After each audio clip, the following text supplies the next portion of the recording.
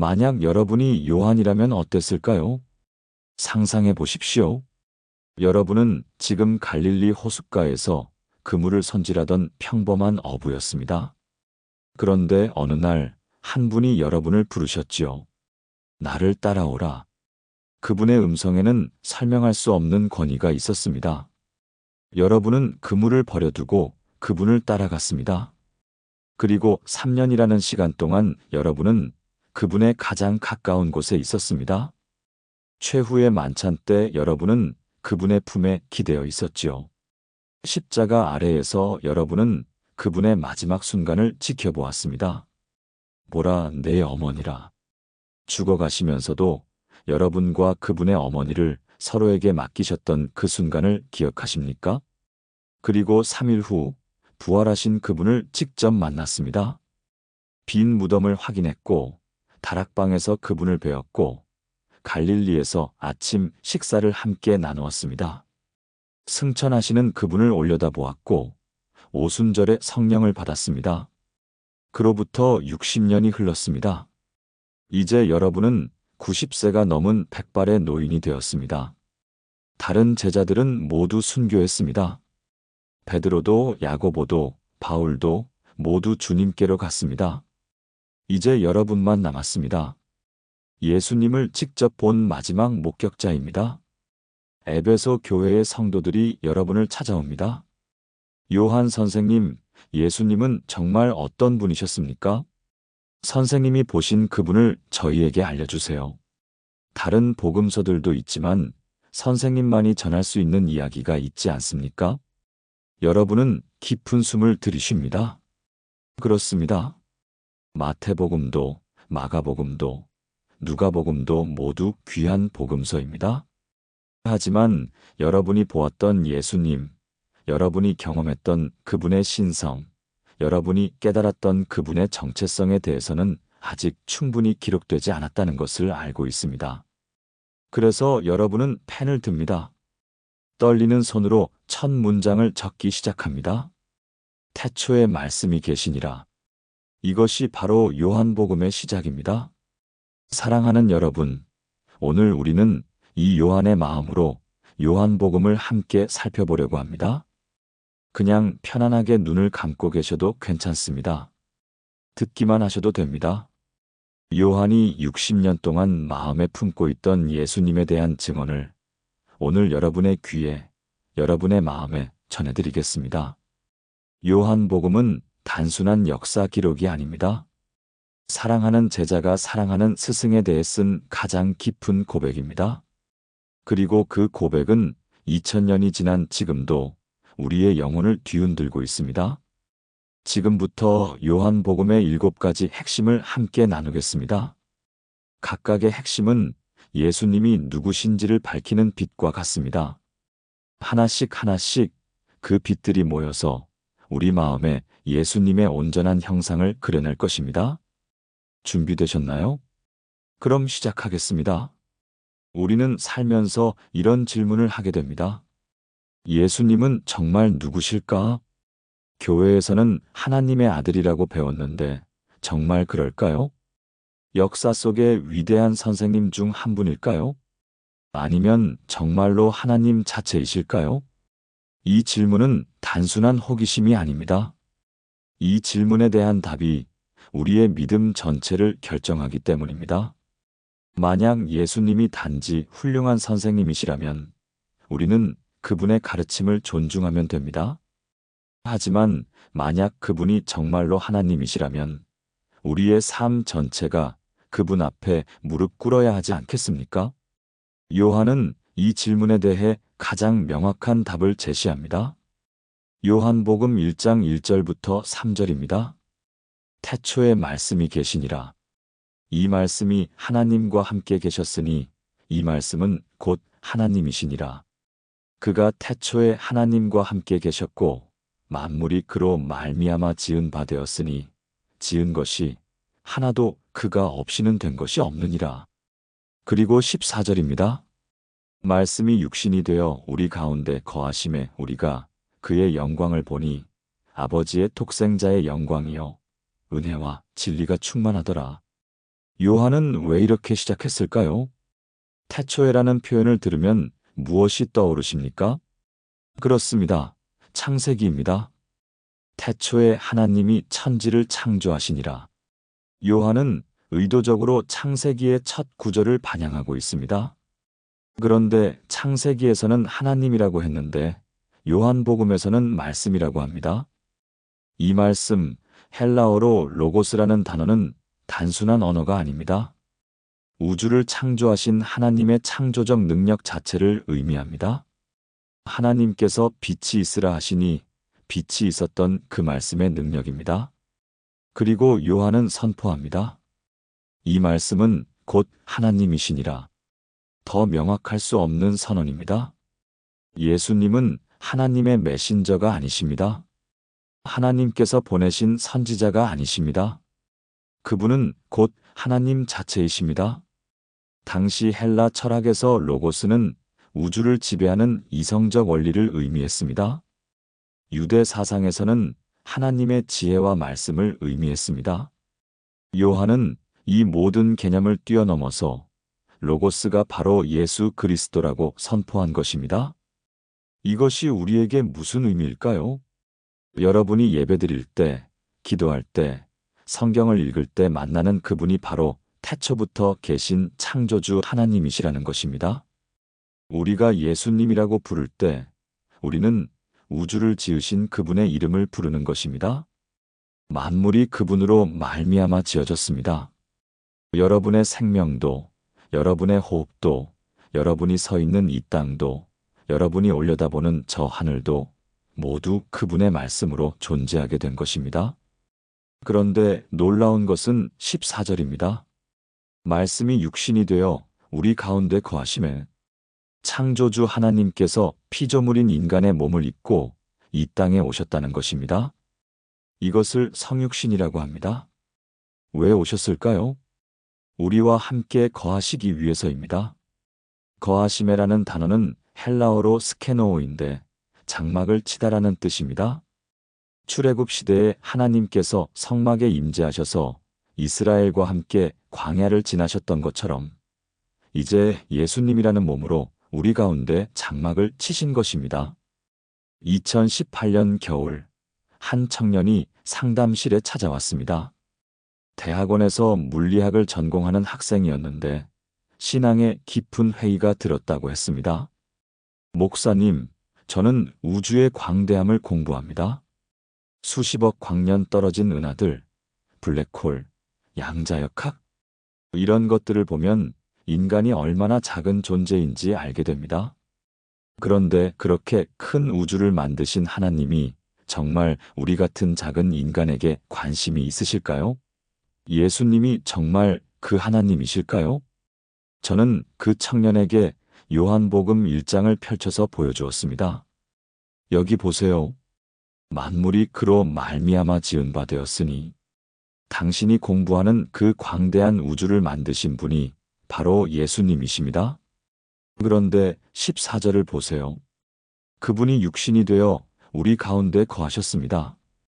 우주를 만드신 그분이 우리와 함께 계시기 위해 인간이 되신 겁니다. 그 청년의 눈에 눈물이 고였습니다. 그렇다면 제가 얼마나 소중한 존재인지 알 수 있겠네요. 우주의 창조주께서 저와 함께 하시려고 인간이 되셨다니. 바로 그것입니다. 요한복음의 첫 번째 핵심은 예수님의 정체성입니다. 그분은 태초부터 계신 하나님이시며 만물의 창조주시며 우리와 함께 하시기 위해 인간이 되신 분이십니다. 사랑하는 여러분, 이 진리를 마음에 새기십시오. 여러분이 기도할 때 부르는 예수님의 이름은 우주의 창조주의 이름입니다. 여러분이 찬양할 때 높이는 그분은 태초부터 하나님과 함께 계신 분이십니다. 그리고 그분이 여러분과 함께 하시기 위해 이 땅에 오셨습니다. 이것이 요한이 평생 목격하고 깨달은 첫 번째 진리입니다. 그런데 요한은 여기서 멈추지 않습니다. 예수님이 누구신지 알았다면 이제 그분이 무엇을 하셨는지 봐야 하지 않겠습니까? 두 번째 핵심으로 넘어가겠습니다. 예수님이 하나님이시라는 것을 어떻게 알 수 있을까요? 그냥 믿으라고 하면 믿을 수 있을까요? 요한은 알고 있었습니다. 사람들에게는 증거가 필요하다는 것을요. 보이는 증거, 경험할 수 있는 증거가 필요합니다. 그래서 요한은 예수님께서 행하신 수많은 기적들 중에서 특별히 7가지를 선택해서 기록했습니다. 요한복음에서 이 기적들을 표적이라고 부르는데 헬라어로 세메이온입니다. 단순히 놀라운 일이 아니라 무언가를 가리키는 표지판이라는 뜻입니다. 무엇을 가리킬까요? 예수님의 신성과 하나님의 영광을 가리킵니다. 요한복음 2장 11절입니다. 예수께서 이 첫 표적을 갈릴리 가나에서 행하여 그의 영광을 나타내심에 제자들이 그를 믿으니라. 그리고 요한복음 20장 30절부터 31절입니다. 예수께서 제자들 앞에서 이 책에 기록되지 아니한 다른 표적도 많이 행하셨으나 오직 이것을 기록함은 너희로 예수께서 하나님의 아들 그리스도이심을 믿게 하려 함이요 또 너희로 믿고 그 이름을 힘입어 생명을 얻게 하려 함이니라. 요한이 선택한 7가지 표적은 무엇일까요? 첫째, 물을 포도주로 만드신 사건입니다. 가나의 혼인 잔치에서 일어난 일이지요. 이것은 예수님께서 창조주이심을 보여줍니다. 물의 분자 구조를 순식간에 바꾸셔서 포도주로 만드셨습니다. 둘째, 왕의 신하의 아들을 고치신 사건입니다. 멀리 떨어진 곳에 있는 아이를 말씀 한마디로 고치셨습니다. 이것은 예수님께서 시공간을 초월하신 분임을 보여줍니다. 셋째, 38년 된 병자를 고치신 사건입니다. 베데스다 연못가에서 일어난 일인데 예수님께서 일어나 네 자리를 들고 걸어가라 하시니 즉시 나았습니다. 이것은 예수님께서 생명의 주관자이심을 보여줍니다. 넷째, 오병이어의 기적입니다. 보리떡 5개와 물고기 2마리로 5,000명을 먹이셨습니다. 이것은 예수님께서 생명의 양식이심을 보여줍니다. 다섯째, 물 위를 걸으신 사건입니다. 풍랑이 이는 갈릴리 바다 위를 걸어서 제자들에게 오셨습니다. 이것은 예수님께서 자연의 법칙을 초월하신 분임을 보여줍니다. 여섯째, 날 때부터 맹인이었던 사람을 고치신 사건입니다. 진흙을 이겨서 눈에 바르시고 씻게 하셨더니 보게 되었습니다. 이것은 예수님께서 영적 어둠을 밝히시는 빛이심을 보여줍니다. 일곱째, 나사로를 살리신 사건입니다. 죽은 지 나흘이나 된 나사로를 무덤에서 불러내셨습니다. 이것은 예수님께서 부활과 생명이심을 보여줍니다. 이 7가지 표적은 각각 예수님의 다른 측면을 보여줍니다. 하지만 모두가 하나의 메시지를 전합니다.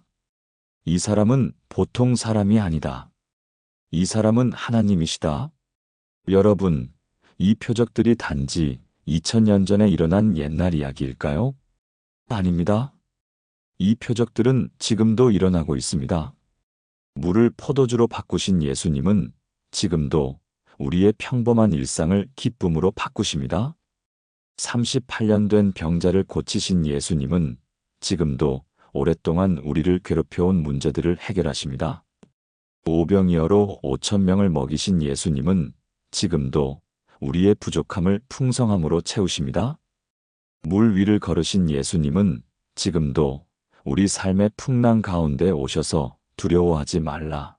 내가 여기 있다고 말씀하십니다. 맹인을 보게 하신 예수님은 지금도 우리의 영적 눈을 열어서 진리를 보게 하십니다. 나사로를 살리신 예수님은 지금도 우리의 죽어가는 꿈과 소망을 다시 살리십니다. 요한이 이 7가지를 기록한 이유가 바로 여기에 있습니다. 우리로 하여금 예수님이 하나님의 아들이심을 믿게 하려 하며 믿고 그 이름을 힘입어 생명을 얻게 하려 함입니다. 몇 년 전 교회에 한 집사님이 계셨습니다. 20년 동안 우울증으로 고생하셨던 분입니다. 약을 먹어도 상담을 받아도 기도를 해도 나아지지 않았습니다. 마치 베데스다 연못가에 38년 된 병자처럼 오랜 세월 동안 그 어둠 속에 갇혀 계셨습니다. 어느 날 그 집사님이 요한복음을 읽다가 5장의 말씀을 만났습니다. 예수께서 그 누운 것을 보시고 병이 벌써 오래된 줄 아시고 이르시되 내가 낫고자 하느냐? 그 집사님은 그 말씀 앞에서 울었습니다. 주님, 저는 낫고 싶습니다. 정말로 이 어둠에서 벗어나고 싶습니다. 그리고 예수님의 다음 말씀이 그 집사님의 마음에 들어왔습니다. 일어나 내 자리를 들고 걸어가라. 그날부터 그 집사님은 달라지기 시작했습니다. 약을 끊은 것도 아니고 환경이 바뀐 것도 아니었습니다. 하지만 마음 깊은 곳에서 무언가가 일어났습니다. 1년이 지나고 그 집사님은 간증했습니다. 20년 동안 저는 병자처럼 누워 있었습니다. 하지만 예수님께서 저를 일으켜 세우셨습니다. 지금도 완전히 다 나은 것은 아니지만 이제 저는 걷고 있습니다. 제 자리를 들고 걷고 있습니다. 바로 이것입니다. 요한복음의 표적들은 단지 기적 이야기가 아닙니다. 지금 이 순간도 일어나고 있는 하나님의 역사입니다. 여러분의 삶에도 표적이 필요하십니까? 예수님은 지금도 표적을 행하시는 분이십니다. 여러분의 물을 포도주로, 여러분의 어둠을 빛으로, 여러분의 죽음을 생명으로 바꾸실 수 있습니다. 그런데 요한은 이 표적들만 기록하지 않았습니다. 예수님께서 직접 자신이 누구신지 선언하신 말씀들도 함께 기록했습니다. 바로 나는 이다라는 7가지 선언입니다. 세 번째 핵심으로 넘어가겠습니다. 우리는 예수님을 어떻게 이해해야 할까요? 선생님, 선지자, 구원자. 예수님께서는 사람들의 추측에 맡기지 않으셨습니다. 직접 자신이 누구신지 선언하셨습니다. 나는 이다라는 형식으로 7번 선언하셨습니다.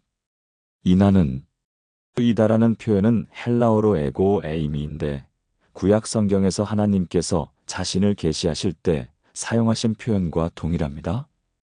출애굽기 3장에서 모세가 하나님께 당신의 이름이 무엇입니까? 라고 물었을 때 하나님께서 뭐라고 대답하셨습니까? 나는 스스로 있는 자니라.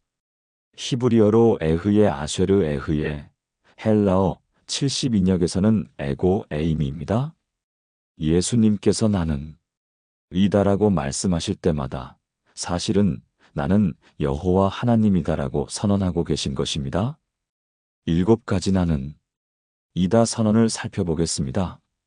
요한복음 6장 35절 예수께서 이르시되 나는 생명의 떡이니 내게 오는 자는 결코 줄이지 아니할 터이요 나를 믿는 자는 영원히 목마르지 아니하리라. 요한복음 8장 12절 예수께서 또 말씀하여 이르시되 나는 세상의 빛이니 나를 따르는 자는 어둠에 다니지 아니하고 생명의 빛을 얻으리라. 요한복음 10장 9절 내가 문이니 누구든지 나로 말미암아 들어가면 구원을 받고 또는 들어가며 나오며 꼴을 얻으리라. 요한복음 10장 11절 나는 선한 목자라 선한 목자는 양들을 위하여 목숨을 버리거니와.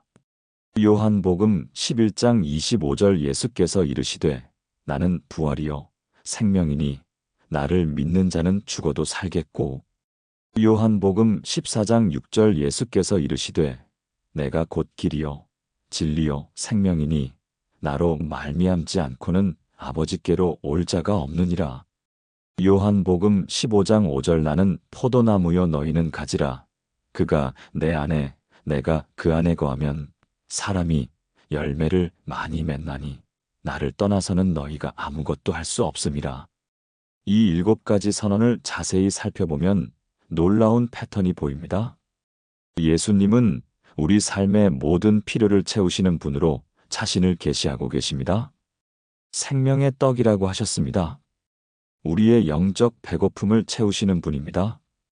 빵 없이는 육체가 살 수 없듯이 예수님 없이는 영혼이 살 수 없습니다. 세상의 빛이라고 하셨습니다.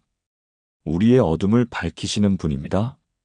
길을 잃고 헤매는 우리에게 방향을 제시하시는 분입니다. 문이라고 하셨습니다. 구원에 이르는 유일한 통로이십니다. 다른 문은 없습니다. 다른 길도 없습니다. 오직 예수님을 통해서만 하나님 아버지께 나아갈 수 있습니다. 선한 목자라고 하셨습니다. 우리를 보호하시고 인도하시는 분입니다. 목숨까지 내어주시며 우리를 사랑하시는 분입니다. 부활이요 생명이라고 하셨습니다. 죽음을 이기신 분입니다. 우리에게도 영원한 생명을 주시는 분입니다. 길이요 진리요 생명이라고 하셨습니다. 우리가 가야 할 방향이시고 우리가 알아야 할 진리이시고 우리가 누려야 할 생명이십니다. 포도나무라고 하셨습니다. 우리에게 생명의 즙을 공급하시는 분입니다. 우리가 그분 안에 거할 때 열매를 맺을 수 있습니다. 이 7가지 선언은 우리 삶의 모든 영역에서 예수님이 필요하다는 것을 보여줍니다. 배고플 때 예수님이 필요합니다. 어두울 때 예수님이 필요합니다. 길을 잃었을 때 예수님이 필요합니다.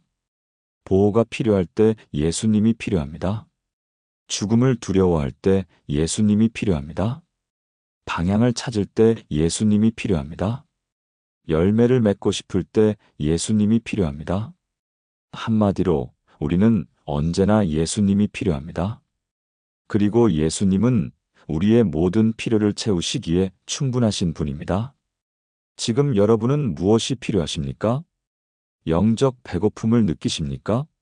예수님은 생명의 떡이십니다. 어둠 속에서 길을 찾지 못하고 계십니까? 예수님은 세상의 빛이십니다. 구원의 확신이 없으십니까? 예수님은 구원의 문이십니다. 외롭고 보호받지 못한다고 느끼십니까? 예수님은 선한 목자이십니다. 죽음이 두렵습니까? 예수님은 부활이요 생명이십니다. 어디로 가야 할지 모르겠습니까? 예수님은 길이요 진리요 생명이십니다. 열매 없는 삶이 답답합니까? 예수님은 포도나무이십니다. 2020년 코로나 팬데믹 때의 일입니다. 한 권사님이 전화를 하셨습니다. 목소리에서 두려움이 느껴졌습니다. 목사님, 너무 무섭습니다. 언제 감염될지, 가족이 아플지, 이 상황이 언제 끝날지 아무것도 보이지 않습니다. 마치 캄캄한 터널 속에 갇힌 것 같습니다. 저는 그 권사님과 함께 요한복음 8장 12절을 읽었습니다. 나는 세상의 빛이니 나를 따르는 자는 어둠에 다니지 아니하고 생명의 빛을 얻으리라. 그리고 말씀드렸습니다. 권사님, 지금 세상은 어둡습니다.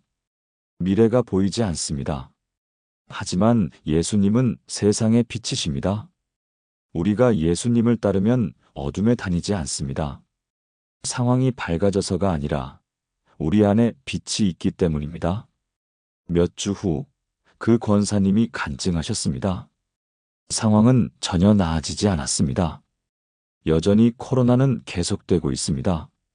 하지만 제 마음은 달라졌습니다.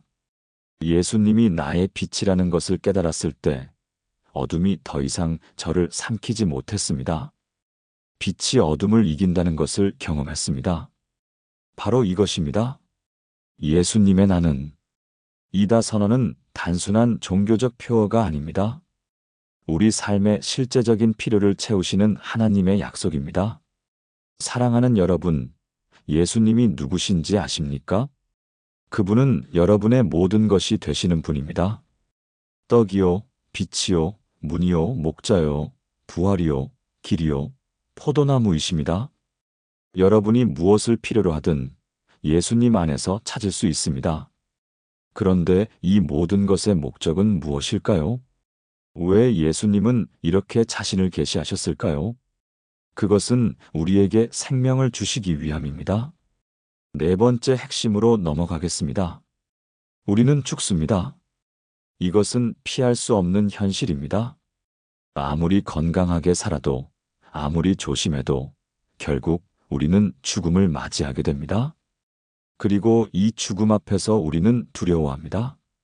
죽음 이후에 무엇이 있을까요? 정말 천국이 있을까요? 지옥은 존재할까요? 우리는 어디로 가게 될까요? 이 질문들 앞에서 우리는 확신을 갖고 싶어 합니다. 요한복음은 이 질문에 대해 가장 명확한 답을 제시합니다. 요한복음 3장 16절입니다. 하나님이 세상을 이처럼 사랑하사 독생자를 주셨으니 이는 그를 믿는 자마다 멸망하지 않고 영생을 얻게 하려 하심이라.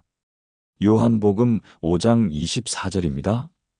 내가 진실로 진실로 너희에게 이르노니 내 말을 듣고 또 나 보내신 이를 믿는 자는 영생을 얻었고 심판에 이르지 아니하나니 사망에서 생명으로 옮겼느니라. 요한복음 10장 27절부터 28절입니다. 내 양은 내 음성을 들으며 나는 그들을 알며 그들은 나를 따르느니라. 내가 그들에게 영생을 주노니 영원히 멸망하지 아니할 것이요 또 그들을 내 손에서 빼앗을 자가 없느니라. 요한복음 17장 3절입니다. 영생은 곧 유일하신 참 하나님과 그가 보내신 자 예수 그리스도를 아는 것이니이다. 요한복음에서 영생이라는 단어가 몇 번이나 나올까요? 무려 17번이나 나옵니다. 다른 복음서들보다 훨씬 많이 나옵니다. 왜 요한은 영생을 이렇게 강조했을까요? 요한복음을 쓸 당시 요한은 90세가 넘은 노인이었습니다. 죽음이 가까이 다가온 것을 느꼈을 것입니다. 그런데 요한은 죽음을 두려워하지 않았습니다. 왜냐하면 예수님께서 영생을 약속하셨기 때문입니다. 영생은 무엇일까요? 단순히 오래 사는 것일까요? 17장 3절을 보면 영생의 정의가 나옵니다. 영생은 곧 유일하신 참 하나님과 그가 보내신 자, 예수 그리스도를 아는 것이니이다. 영생은 하나님을 아는 것입니다. 여기서 안다는 것은 단순히 정보를 아는 것이 아닙니다. 인격적으로 관계를 맺는다는 뜻입니다. 마치 부부가 서로를 안다고 할 때의 그 깊은 친밀함을 의미합니다. 그러니까 영생은 죽은 후에 시작되는 것이 아닙니다. 지금 이 순간 하나님과 관계를 맺을 때 이미 시작되는 것입니다. 5장 24절을 다시 보십시오. 내 말을 듣고 또 나 보내신 이를 믿는 자는 영생을 얻었고 얻을 것이다가 아니라 얻었고입니다. 과거형입니다. 이미 얻었습니다. 믿는 순간 영생이 시작됩니다. 그리고 이 영생은 영원히 계속됩니다. 10장 28절을 보십시오. 내가 그들에게 영생을 주노니 영원히 멸망하지 아니할 것이요 또 그들을 내 손에서 빼앗을 자가 없느니라. 얼마나 확실한 약속입니까? 영원히 멸망하지 않습니다. 아무도 우리를 예수님의 손에서 빼앗을 수 없습니다. 이것이 우리에게 어떤 의미일까요? 첫째, 우리는 죽음을 두려워하지 않아도 됩니다. 죽음은 끝이 아니라 새로운 시작이기 때문입니다. 둘째, 우리는 지금 이 순간부터 영생을 누릴 수 있습니다. 영생은 미래의 일이 아니라 현재의 실제입니다. 하나님과의 친밀한 관계가 바로 영생입니다. 셋째, 우리는 구원의 확신을 가질 수 있습니다.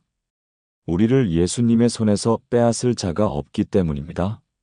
실수해도 넘어져도 연약해도 예수님은 우리를 놓지 않으십니다. 넷째, 우리는 이 영생을 다른 사람들과 나눌 책임이 있습니다. 3장 16절은 그를 믿는 자마다라고 했습니다. 이 약속은 모든 사람을 위한 것입니다. 우리가 이 복음을 전해야 합니다. 몇 년 전 말기암 진단을 받으신 한 집사님이 계셨습니다. 의사는 6개월의 시간을 선고했습니다. 그 집사님은 처음에는 절망했습니다. 목사님, 저는 아직 해야 할 일이 많습니다. 손주들도 보고 싶고 남편과 더 살고 싶습니다. 왜 하나님은 저를 이렇게 빨리 데려가시려는 걸까요? 저는 그 집사님과 함께 많은 시간을 보냈습니다. 어느 날 우리는 요한복음 11장을 함께 읽었습니다. 나사로가 죽었을 때 예수님께서 마르다에게 하신 말씀입니다. 나는 부활이요 생명이니 나를 믿는 자는 죽어도 살겠고 무릇 살아서 나를 믿는 자는 영원히 죽지 아니하리니 이것을 내가 믿느냐? 그 집사님이 말씀하셨습니다. 예, 믿습니다. 주님. 그날 이후 그 집사님은 달라지셨습니다. 여전히 슬프셨고 여전히 가족과 헤어지기가 싫으셨지만 평안이 있으셨습니다. 6개월 후 그 집사님은 주님 품으로 가셨습니다. 마지막 순간에 가족들에게 말씀하셨습니다. 나는 잠깐 먼저 갑니다. 하지만 이것은 안녕이 아니라 잠시 후에 봅시다입니다. 우리는 영생을 가진 사람들입니다. 천국에서 다시 만날 것입니다. 장례식에서 그 집사님의 남편이 간증했습니다. 아내는 죽음을 이겼습니다. 육체는 떠났지만 그녀의 영혼은 지금 주님과 함께 있습니다. 그리고 저도 언젠가 그곳에서 그녀를 다시 만날 것입니다. 이것이 영생의 소망입니다. 바로 이것입니다. 요한복음이 우리에게 주는 네 번째 핵심은 영원한 생명의 약속입니다. 사랑하는 여러분, 여러분은 영생을 가지고 계십니까? 예수님을 믿으십니까? 그렇다면 여러분은 이미 영생을 가진 것입니다. 죽음은 더 이상 두려운 것이 아닙니다. 죽음은 하나님께로 가는 문일 뿐입니다. 그런데 요한은 영생만 강조하지 않았습니다. 이 영생을 어떻게 살아야 하는지도 가르쳐 주었습니다. 바로 사랑입니다. 5번째 핵심으로 넘어가겠습니다. 우리는 사랑이라는 단어를 자주 사용합니다. 하지만 진정한 사랑이 무엇인지 아는 사람은 많지 않습니다. 세상은 사랑을 감정으로 생각합니다. 좋은 느낌, 설레는 마음, 행복한 기분. 하지만 이런 감정은 쉽게 변합니다. 어제 사랑했던 사람을 오늘은 미워할 수도 있습니다. 그렇다면 예수님이 말씀하신 사랑은 무엇일까요? 요한복음은 사랑에 대한 가장 명확한 정의를 제시합니다.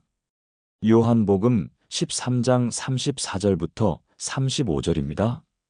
새 계명을 너희에게 주노니 서로 사랑하라. 내가 너희를 사랑한 것 같이 너희도 서로 사랑하라. 너희가 서로 사랑하면 이로써 모든 사람이 너희가 내 제자인 줄 알리라.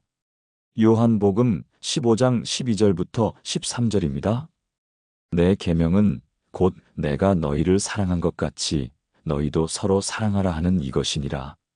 사람이 친구를 위하여 자기 목숨을 버리면 이보다 더 큰 사랑이 없나니. 요한복음 15장 17절입니다. 내가 이것을 너희에게 명함은 너희로 서로 사랑하게 하려 함이라. 요한복음 13장은 최후의 만찬 장면입니다. 예수님께서 제자들의 발을 씻기신 직후입니다. 스승이 제자들의 발을 씻는다는 것은 당시 문화에서는 상상할 수 없는 일이었습니다. 발을 씻는 것은 종의 일이었습니다. 가장 낮은 자리, 가장 더러운 일이었습니다. 그런데 예수님은 겉옷을 벗으시고 수건을 허리에 두르시고 제자들의 발을 하나하나 씻기셨습니다. 베드로의 발도, 야고보의 발도, 요한의 발도, 그리고 예수님을 배신할 가룟 유다의 발까지도 씻기셨습니다. 그리고 나서 말씀하셨습니다.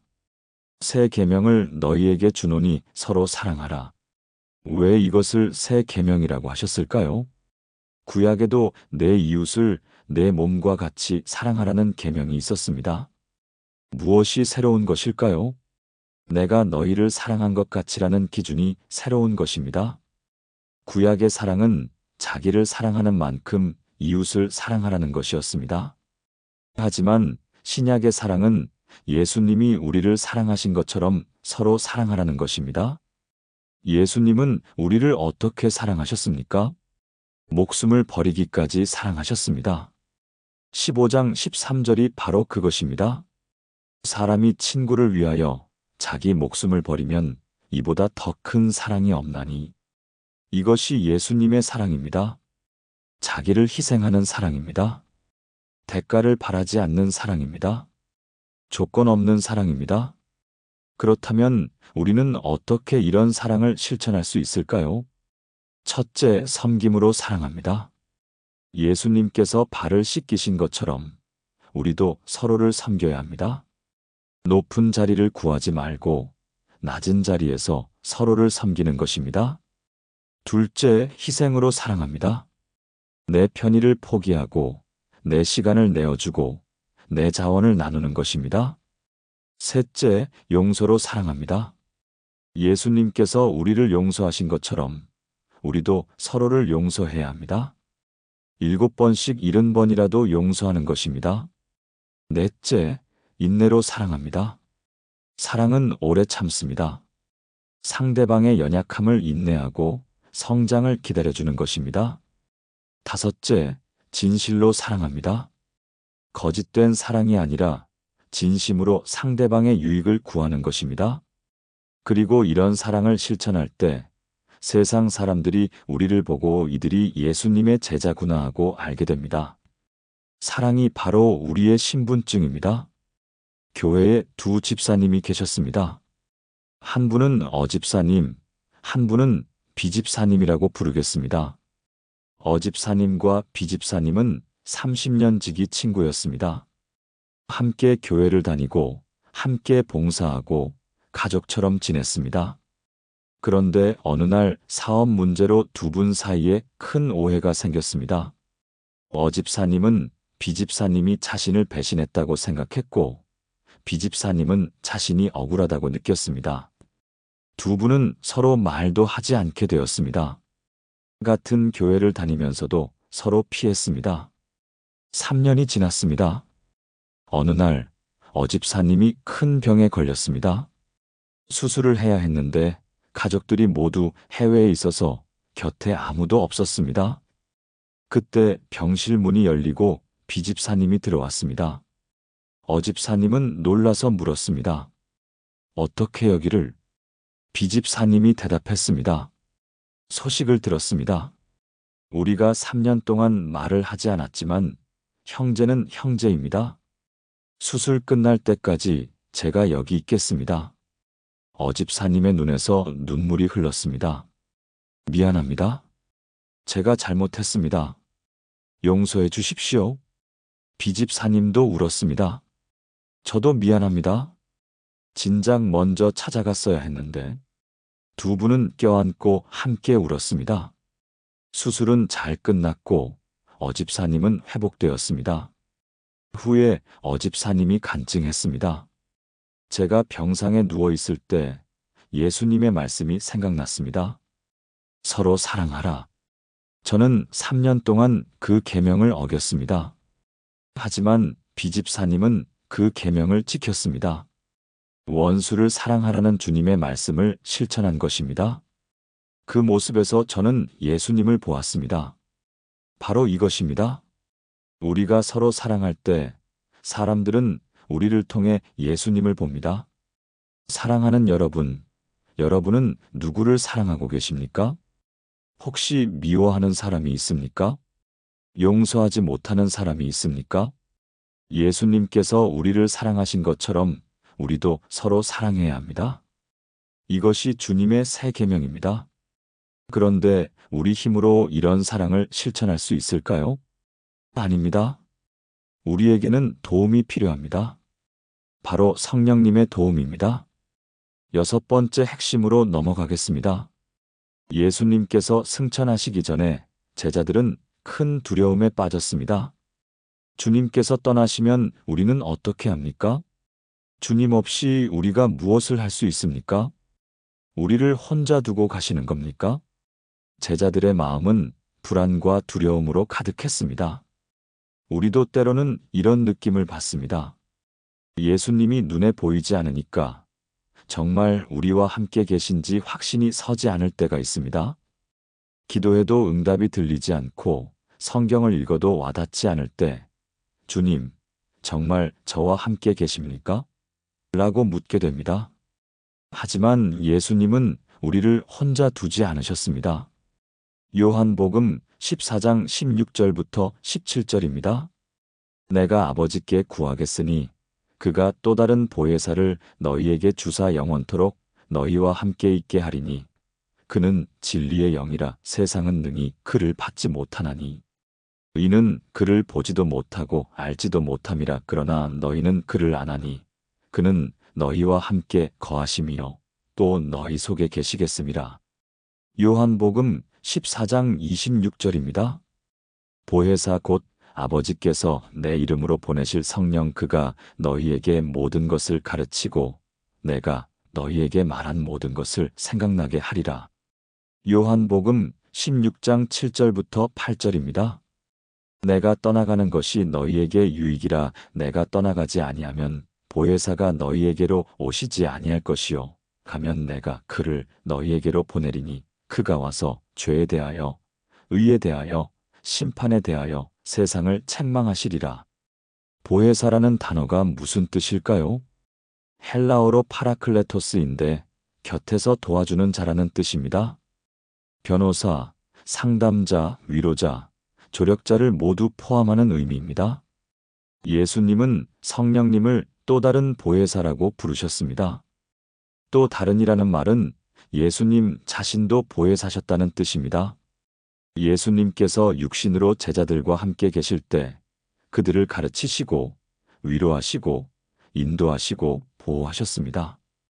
이제 예수님께서 떠나시지만 또 다른 보혜사이신 성령님께서 오셔서 똑같은 일을 하신다는 것입니다. 아니, 더 나은 일을 하십니다. 16장 7절을 보면 예수님께서 놀라운 말씀을 하십니다. 내가 떠나가는 것이 너희에게 유익이라. 어떻게 예수님께서 떠나시는 것이 유익일까요? 예수님께서 육신으로 계실 때는 한 장소에만 계실 수 있었습니다. 예루살렘에 계시면 갈릴리에는 안 계시고 베다니에 계시면 가나에는 안 계셨습니다. 하지만 성령님은 영이시기 때문에 모든 곳에 동시에 계실 수 있습니다. 그래서 모든 믿는 자들 안에 동시에 거하실 수 있는 것입니다. 성령님께서 하시는 일은 무엇일까요? 첫째, 가르치십니다. 26절에 모든 것을 가르치고라고 했습니다. 둘째, 생각나게 하십니다. 26절에 내가 너희에게 말한 모든 것을 생각나게 하리라고 했습니다. 셋째, 책망하십니다. 16장 8절에 죄에 대하여, 의에 대하여, 심판에 대하여 세상을 책망하시리라고 했습니다. 넷째, 진리로 인도하십니다. 16장 13절에 그가 너희를 모든 진리 가운데로 인도하시리니라고 했습니다. 다섯째, 영광을 나타내십니다. 16장 14절에 그가 내 영광을 나타내리니라고 했습니다. 이것이 우리에게 무슨 의미일까요? 우리는 혼자가 아닙니다. 성령님께서 우리 안에 우리와 함께 계십니다.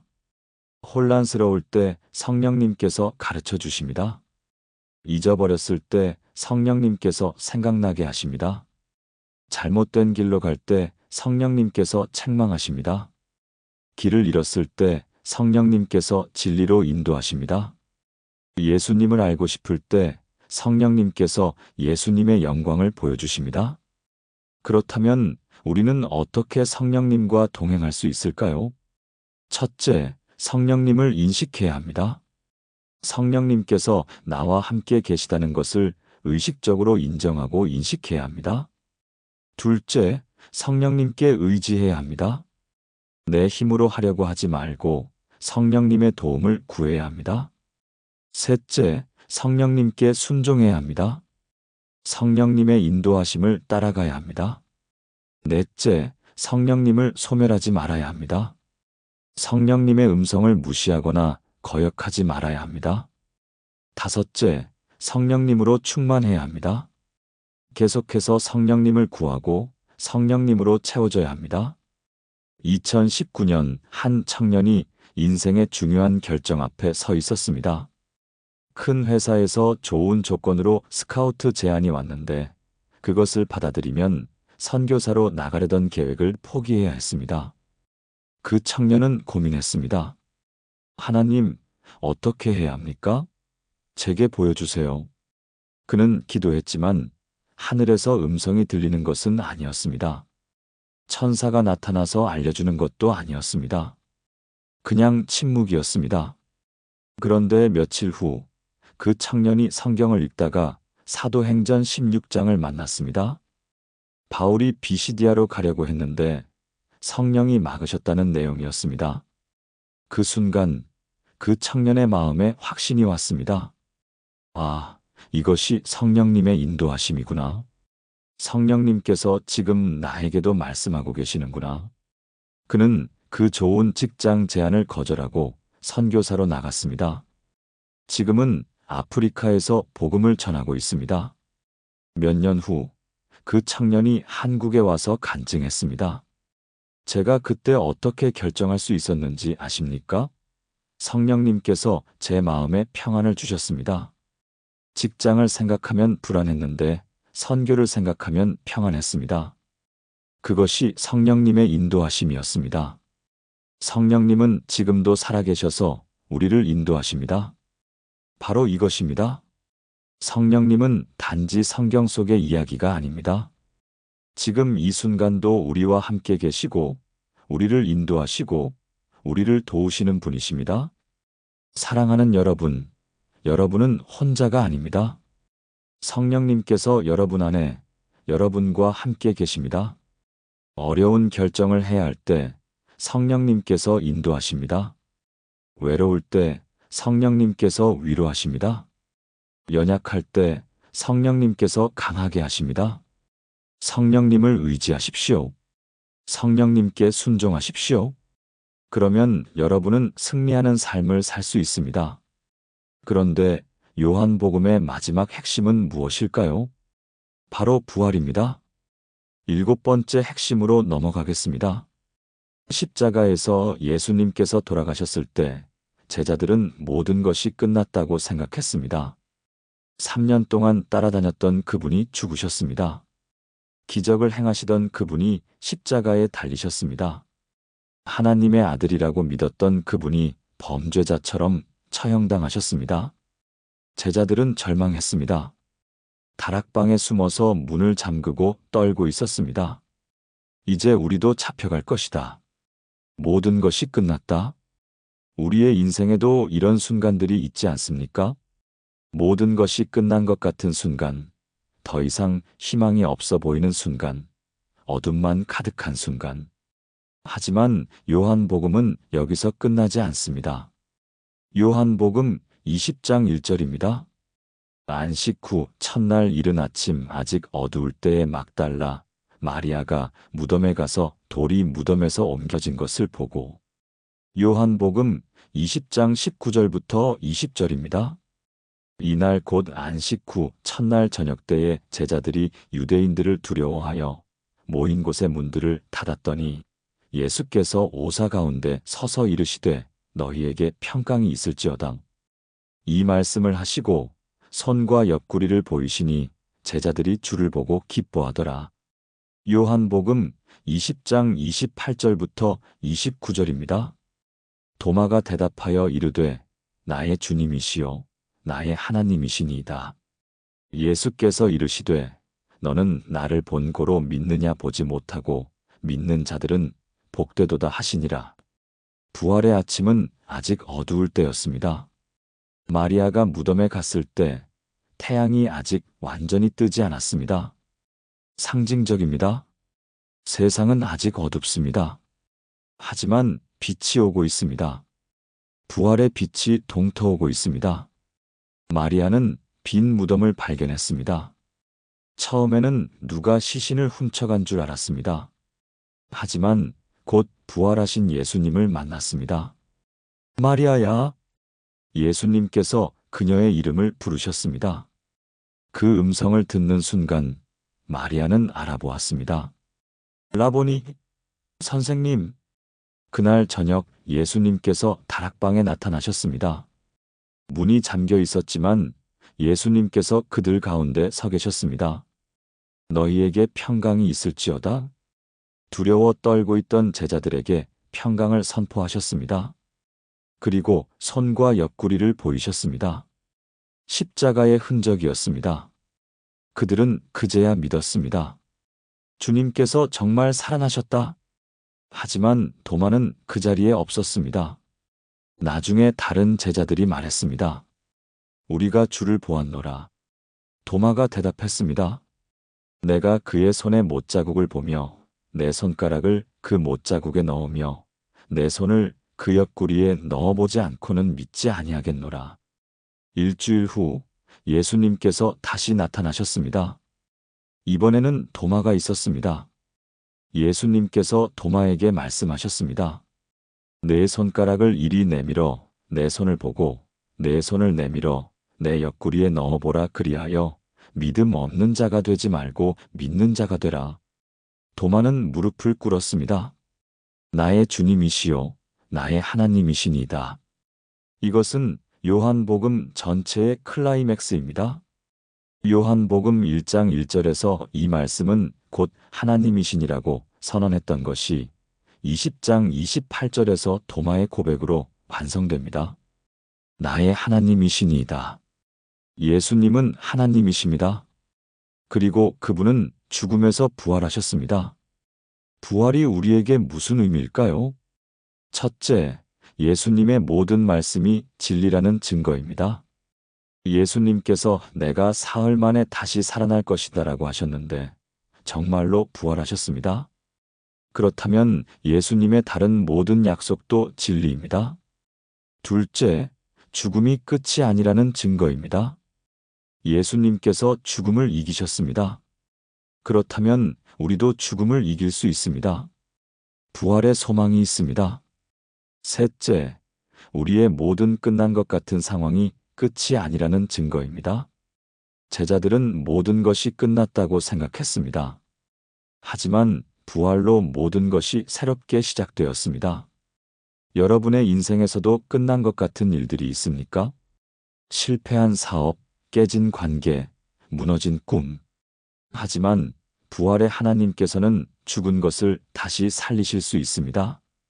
넷째, 우리가 섬기는 분이 살아계신다는 증거입니다.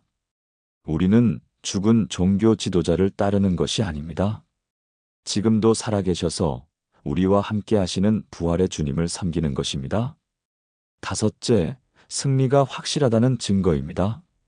예수님께서 죽음을 이기셨다면 우리도 모든 것을 이길 수 있습니다. 부활은 최종 승리의 보증입니다. 2021년 한 사업가가 파산했습니다. 30년 동안 일구어온 사업이 코로나로 인해 완전히 무너졌습니다. 빚만 수억 원이 남았습니다. 그 사업가는 절망했습니다. 이제 끝이다. 다시 시작할 수 없다. 나이도 많고 돈도 없고 신용도 없다. 자살까지 생각했습니다. 그런데 어느 날 그 사업가가 요한복음 20장을 읽었습니다. 부활의 이야기였습니다. 죽었던 예수님이 다시 살아나셨다는 이야기였습니다. 그 순간 그 사업가의 마음에 희망이 생겼습니다. 예수님께서 죽음에서 부활하셨다면 내 인생도 다시 살아날 수 있지 않을까? 그날부터 그 사업가는 달라졌습니다. 여전히 빚은 있었고, 여전히 나이는 많았고, 여전히 상황은 어려웠습니다. 하지만 마음에 희망이 있었습니다. 작은 일부터 다시 시작했습니다. 작은 가게를 열었습니다. 조금씩 빚을 갚기 시작했습니다. 3년이 지난 지금 그 사업가는 완전히 회복되었습니다. 빚도 다 갚았고 새로운 사업도 시작했고 더 나아가서 다른 사람들을 돕고 있습니다. 그 사업가가 간증했습니다. 제 인생은 죽었습니다. 무덤에 묻혔습니다. 하지만 부활의 하나님께서 저를 다시 살리셨습니다. 요한복음의 빈 무덤처럼 제 인생의 무덤도 비었습니다. 저는 다시 살아났습니다. 바로 이것입니다. 부활은 2000년 전의 사건이 아닙니다. 지금도 일어나고 있는 하나님의 능력입니다. 여러분의 죽은 꿈을 다시 살리시는 능력입니다. 여러분의 무너진 인생을 다시 세우시는 능력입니다. 사랑하는 여러분, 부활을 믿으십니까? 예수님께서 죽음에서 부활하신 것을 믿으십니까? 그렇다면 여러분의 인생에서도 부활이 일어날 것을 믿으십시오. 끝난 것 같은 일들이 다시 시작될 것입니다. 죽은 것 같은 꿈들이 다시 살아날 것입니다. 무덤 같은 상황에서 부활의 아침이 밝아올 것입니다. 이것이 요한복음의 마지막 메시지입니다. 부활과 승리입니다. 만약 여러분이 요한이라면 어땠을까요? 상상해 보십시오. 여러분은 지금 갈릴리 호숫가에서 그물을 손질하던 평범한 어부였습니다. 그런데 어느 날 한 분이 여러분을 부르셨지요. 나를 따라오라. 그분의 음성에는 설명할 수 없는 권위가 있었습니다. 여러분은 그물을 버려두고 그분을 따라갔습니다. 그리고 3년이라는 시간 동안 여러분은 그분의 가장 가까운 곳에 있었습니다. 최후의 만찬 때 여러분은 그분의 품에 기대어 있었지요. 십자가 아래에서 여러분은 그분의 마지막 순간을 지켜보았습니다. 보라, 내 어머니라. 죽어가시면서도 여러분과 그분의 어머니를 서로에게 맡기셨던 그 순간을 기억하십니까? 그리고 3일 후 부활하신 그분을 직접 만났습니다. 빈 무덤을 확인했고 다락방에서 그분을 뵈었고 갈릴리에서 아침 식사를 함께 나누었습니다. 승천하시는 그분을 올려다보았고 오순절에 성령을 받았습니다. 그로부터 60년이 흘렀습니다. 이제 여러분은 90세가 넘은 백발의 노인이 되었습니다. 다른 제자들은 모두 순교했습니다. 베드로도 야고보도 바울도 모두 주님께로 갔습니다. 이제 여러분만 남았습니다. 예수님을 직접 본 마지막 목격자입니다. 에베소 교회의 성도들이 여러분을 찾아옵니다. 요한 선생님, 예수님은 정말 어떤 분이셨습니까? 선생님이 보신 그분을 저희에게 알려주세요. 다른 복음서들도 있지만 선생님만이 전할 수 있는 이야기가 있지 않습니까? 여러분은 깊은 숨을 들이쉽니다. 그렇습니다. 마태복음도, 마가복음도, 누가복음도 모두 귀한 복음서입니다. 하지만 여러분이 보았던 예수님, 여러분이 경험했던 그분의 신성, 여러분이 깨달았던 그분의 정체성에 대해서는 아직 충분히 기록되지 않았다는 것을 알고 있습니다. 그래서 여러분은 펜을 듭니다. 떨리는 손으로 첫 문장을 적기 시작합니다. 태초에 말씀이 계시니라. 이것이 바로 요한복음의 시작입니다. 사랑하는 여러분, 오늘 우리는 이 요한의 마음으로 요한복음을 함께 살펴보려고 합니다. 그냥 편안하게 눈을 감고 계셔도 괜찮습니다. 듣기만 하셔도 됩니다. 요한이 60년 동안 마음에 품고 있던 예수님에 대한 증언을 오늘 여러분의 귀에, 여러분의 마음에 전해드리겠습니다. 요한복음은 단순한 역사 기록이 아닙니다. 사랑하는 제자가 사랑하는 스승에 대해 쓴 가장 깊은 고백입니다. 그리고 그 고백은 2000년이 지난 지금도 우리의 영혼을 뒤흔들고 있습니다. 지금부터 요한복음의 7가지 핵심을 함께 나누겠습니다. 각각의 핵심은 예수님이 누구신지를 밝히는 빛과 같습니다. 하나씩 하나씩 그 빛들이 모여서 우리 마음에 예수님의 온전한 형상을 그려낼 것입니다. 준비되셨나요? 그럼 시작하겠습니다. 우리는 살면서 이런 질문을 하게 됩니다. 예수님은 정말 누구실까? 교회에서는 하나님의 아들이라고 배웠는데 정말 그럴까요? 역사 속의 위대한 선생님 중 한 분일까요? 아니면 정말로 하나님 자체이실까요? 이 질문은 단순한 호기심이 아닙니다. 이 질문에 대한 답이 우리의 믿음 전체를 결정하기 때문입니다. 만약 예수님이 단지 훌륭한 선생님이시라면 우리는 그분의 가르침을 존중하면 됩니다. 하지만 만약 그분이 정말로 하나님이시라면 우리의 삶 전체가 그분 앞에 무릎 꿇어야 하지 않겠습니까? 요한은 이 질문에 대해 가장 명확한 답을 제시합니다. 요한복음 1장 1절부터 3절입니다. 태초에 말씀이 계시니라. 이 말씀이 하나님과 함께 계셨으니 이 말씀은 곧 하나님이시니라. 그가 태초에 하나님과 함께 계셨고 만물이 그로 말미암아 지은 바 되었으니 지은 것이 하나도 그가 없이는 된 것이 없느니라. 그리고 14절입니다. 말씀이 육신이 되어 우리 가운데 거하심에 우리가 그의 영광을 보니 아버지의 독생자의 영광이요 은혜와 진리가 충만하더라. 요한은 왜 이렇게 시작했을까요? 태초에라는 표현을 들으면 무엇이 떠오르십니까? 그렇습니다. 창세기입니다. 태초에 하나님이 천지를 창조하시니라. 요한은 의도적으로 창세기의 첫 구절을 반영하고 있습니다. 그런데 창세기에서는 하나님이라고 했는데 요한복음에서는 말씀이라고 합니다. 이 말씀, 헬라어로 로고스라는 단어는 단순한 언어가 아닙니다. 우주를 창조하신 하나님의 창조적 능력 자체를 의미합니다. 하나님께서 빛이 있으라 하시니 빛이 있었던 그 말씀의 능력입니다. 그리고 요한은 선포합니다. 이 말씀은 곧 하나님이시니라. 더 명확할 수 없는 선언입니다. 예수님은 하나님의 메신저가 아니십니다. 하나님께서 보내신 선지자가 아니십니다. 그분은 곧 하나님 자체이십니다. 당시 헬라 철학에서 로고스는 우주를 지배하는 이성적 원리를 의미했습니다. 유대 사상에서는 하나님의 지혜와 말씀을 의미했습니다. 요한은 이 모든 개념을 뛰어넘어서 로고스가 바로 예수 그리스도라고 선포한 것입니다. 이것이 우리에게 무슨 의미일까요? 여러분이 예배드릴 때, 기도할 때, 성경을 읽을 때 만나는 그분이 바로 태초부터 계신 창조주 하나님이시라는 것입니다. 우리가 예수님이라고 부를 때 우리는 우주를 지으신 그분의 이름을 부르는 것입니다.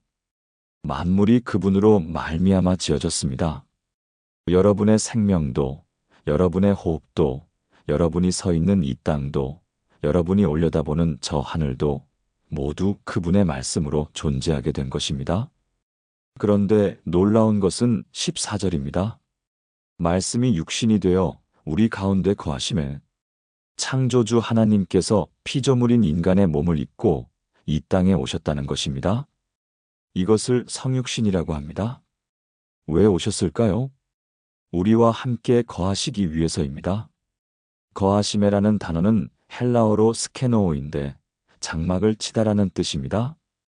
출애굽 시대에 하나님께서 성막에 임재하셔서 이스라엘과 함께 광야를 지나셨던 것처럼 이제 예수님이라는 몸으로 우리 가운데 장막을 치신 것입니다. 2018년 겨울 한 청년이 상담실에 찾아왔습니다. 대학원에서 물리학을 전공하는 학생이었는데 신앙에 깊은 회의가 들었다고 했습니다. 목사님, 저는 우주의 광대함을 공부합니다. 수십억 광년 떨어진 은하들, 블랙홀, 양자역학 이런 것들을 보면 인간이 얼마나 작은 존재인지 알게 됩니다. 그런데 그렇게 큰 우주를 만드신 하나님이 정말 우리 같은 작은 인간에게 관심이 있으실까요? 예수님이 정말 그 하나님이실까요? 저는 그 청년에게 요한복음 1장을 펼쳐서 보여주었습니다. 여기 보세요.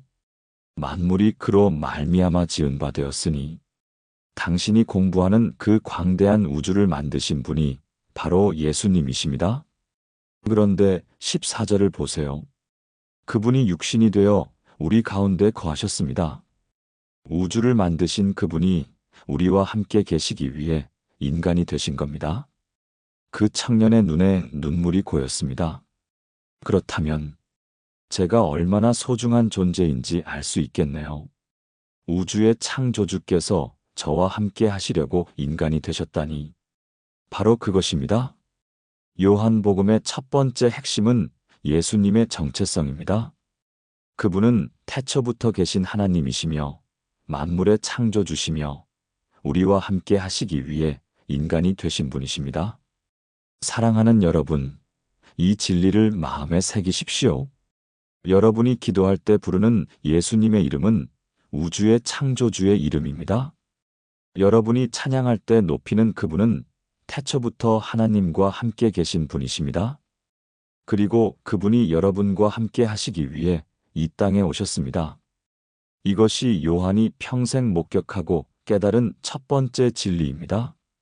그런데 요한은 여기서 멈추지 않습니다.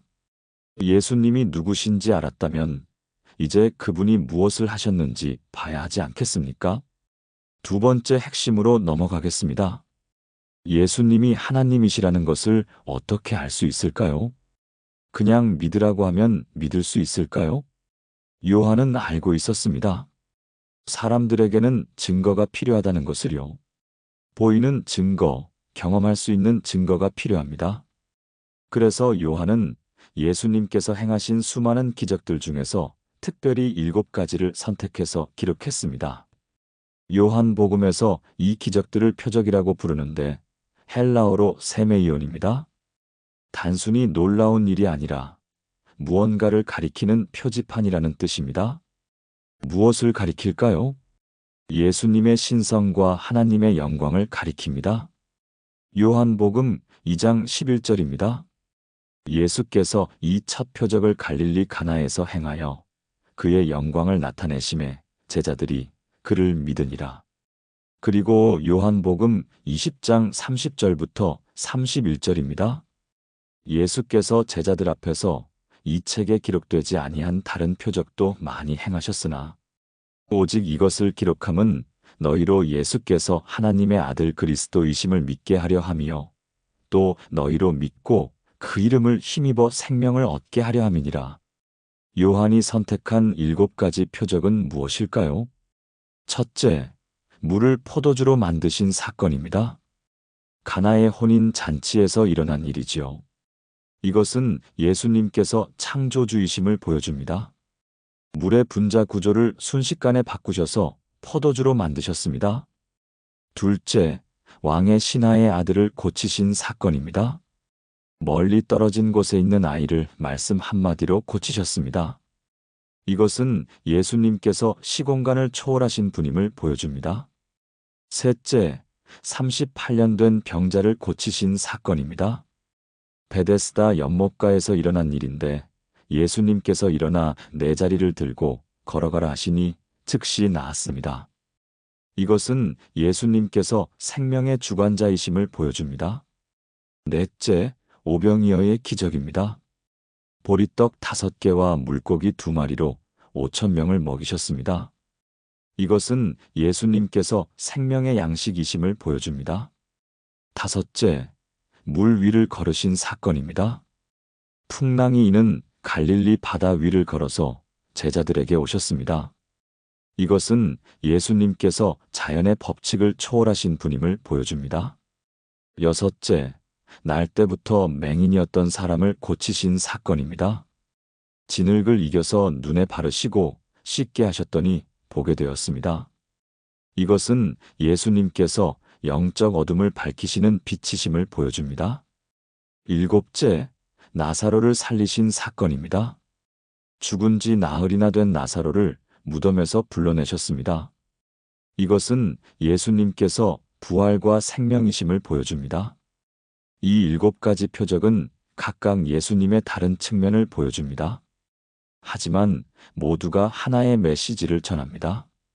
이 사람은 보통 사람이 아니다. 이 사람은 하나님이시다. 여러분, 이 표적들이 단지 2000년 전에 일어난 옛날 이야기일까요? 아닙니다. 이 표적들은 지금도 일어나고 있습니다. 물을 포도주로 바꾸신 예수님은 지금도 우리의 평범한 일상을 기쁨으로 바꾸십니다. 38년 된 병자를 고치신 예수님은 지금도 오랫동안 우리를 괴롭혀온 문제들을 해결하십니다. 오병이어로 5,000명을 먹이신 예수님은 지금도 우리의 부족함을 풍성함으로 채우십니다. 물 위를 걸으신 예수님은 지금도 우리 삶의 풍랑 가운데 오셔서 두려워하지 말라. 내가 여기 있다고 말씀하십니다. 맹인을 보게 하신 예수님은 지금도 우리의 영적 눈을 열어서 진리를 보게 하십니다. 나사로를 살리신 예수님은 지금도 우리의 죽어가는 꿈과 소망을 다시 살리십니다. 요한이 이 7가지를 기록한 이유가 바로 여기에 있습니다. 우리로 하여금 예수님이 하나님의 아들이심을 믿게 하려 하며 믿고 그 이름을 힘입어 생명을 얻게 하려 함입니다. 몇 년 전 교회에 한 집사님이 계셨습니다. 20년 동안 우울증으로 고생하셨던 분입니다. 약을 먹어도 상담을 받아도 기도를 해도 나아지지 않았습니다. 마치 베데스다 연못가에 38년 된 병자처럼 오랜 세월 동안 그 어둠 속에 갇혀 계셨습니다. 어느 날 그 집사님이 요한복음을 읽다가 5장의 말씀을 만났습니다. 예수께서 그 누운 것을 보시고 병이 벌써 오래된 줄 아시고 이르시되 내가 낫고자 하느냐? 그 집사님은 그 말씀 앞에서 울었습니다. 주님, 저는 낫고 싶습니다. 정말로 이 어둠에서 벗어나고 싶습니다. 그리고 예수님의 다음 말씀이 그 집사님의 마음에 들어왔습니다. 일어나 내 자리를 들고 걸어가라. 그날부터 그 집사님은 달라지기 시작했습니다. 약을 끊은 것도 아니고 환경이 바뀐 것도 아니었습니다. 하지만 마음 깊은 곳에서 무언가가 일어났습니다. 1년이 지나고 그 집사님은 간증했습니다. 20년 동안 저는 병자처럼 누워 있었습니다. 하지만 예수님께서 저를 일으켜 세우셨습니다. 지금도 완전히 다 나은 것은 아니지만 이제 저는 걷고 있습니다. 제 자리를 들고 걷고 있습니다. 바로 이것입니다. 요한복음의 표적들은 단지 기적 이야기가 아닙니다. 지금 이 순간도 일어나고 있는 하나님의 역사입니다. 여러분의 삶에도 표적이 필요하십니까? 예수님은 지금도 표적을 행하시는 분이십니다. 여러분의 물을 포도주로, 여러분의 어둠을 빛으로, 여러분의 죽음을 생명으로 바꾸실 수 있습니다. 그런데 요한은 이 표적들만 기록하지 않았습니다. 예수님께서 직접 자신이 누구신지 선언하신 말씀들도 함께 기록했습니다. 바로 나는 이다라는 7가지 선언입니다. 세 번째 핵심으로 넘어가겠습니다. 우리는 예수님을 어떻게 이해해야 할까요? 선생님, 선지자, 구원자. 예수님께서는 사람들의 추측에 맡기지 않으셨습니다. 직접 자신이 누구신지 선언하셨습니다. 나는 이다라는 형식으로 7번 선언하셨습니다. 이 나는, 이다라는 표현은 헬라어로 에고 에이미인데 구약 성경에서 하나님께서 자신을 계시하실 때 사용하신 표현과 동일합니다. 출애굽기 3장에서 모세가 하나님께 당신의 이름이 무엇입니까? 라고 물었을 때 하나님께서 뭐라고 대답하셨습니까? 나는 스스로 있는 자니라. 히브리어로 에흐예 아쉐르 에흐예, 헬라어 72역에서는 에고 에이미입니다. 예수님께서 나는 이다라고 말씀하실 때마다 사실은 나는 여호와 하나님이다라고 선언하고 계신 것입니다. 7가지 나는 이다 선언을 살펴보겠습니다. 요한복음 6장 35절 예수께서 이르시되 나는 생명의 떡이니 내게 오는 자는 결코 줄이지 아니할 터이요 나를 믿는 자는 영원히 목마르지 아니하리라. 요한복음 8장 12절 예수께서 또 말씀하여 이르시되 나는 세상의 빛이니 나를 따르는 자는 어둠에 다니지 아니하고 생명의 빛을 얻으리라. 요한복음 10장 9절 내가 문이니 누구든지 나로 말미암아 들어가면 구원을 받고 또는 들어가며 나오며 꼴을 얻으리라. 요한복음 10장 11절 나는 선한 목자라 선한 목자는 양들을 위하여 목숨을 버리거니와. 요한복음 11장 25절 예수께서 이르시되 나는 부활이요 생명이니 나를 믿는 자는 죽어도 살겠고. 요한복음 14장 6절 예수께서 이르시되 내가 곧 길이요 진리요 생명이니 나로 말미암지 않고는 아버지께로 올 자가 없느니라.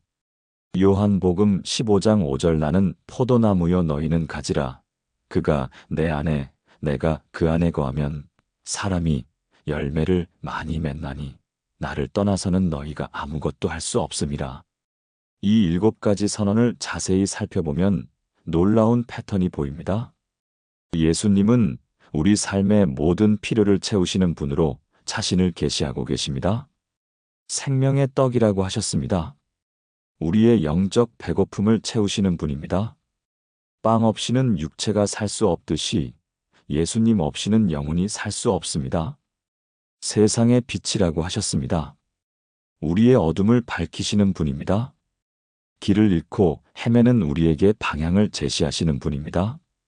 문이라고 하셨습니다. 구원에 이르는 유일한 통로이십니다. 다른 문은 없습니다. 다른 길도 없습니다. 오직 예수님을 통해서만 하나님 아버지께 나아갈 수 있습니다. 선한 목자라고 하셨습니다. 우리를 보호하시고 인도하시는 분입니다. 목숨까지 내어주시며 우리를 사랑하시는 분입니다. 부활이요 생명이라고 하셨습니다. 죽음을 이기신 분입니다. 우리에게도 영원한 생명을 주시는 분입니다. 길이요 진리요 생명이라고 하셨습니다. 우리가 가야 할 방향이시고 우리가 알아야 할 진리이시고 우리가 누려야 할 생명이십니다. 포도나무라고 하셨습니다. 우리에게 생명의 즙을 공급하시는 분입니다. 우리가 그분 안에 거할 때 열매를 맺을 수 있습니다. 이 7가지 선언은 우리 삶의 모든 영역에서 예수님이 필요하다는 것을 보여줍니다. 배고플 때 예수님이 필요합니다. 어두울 때 예수님이 필요합니다. 길을 잃었을 때 예수님이 필요합니다.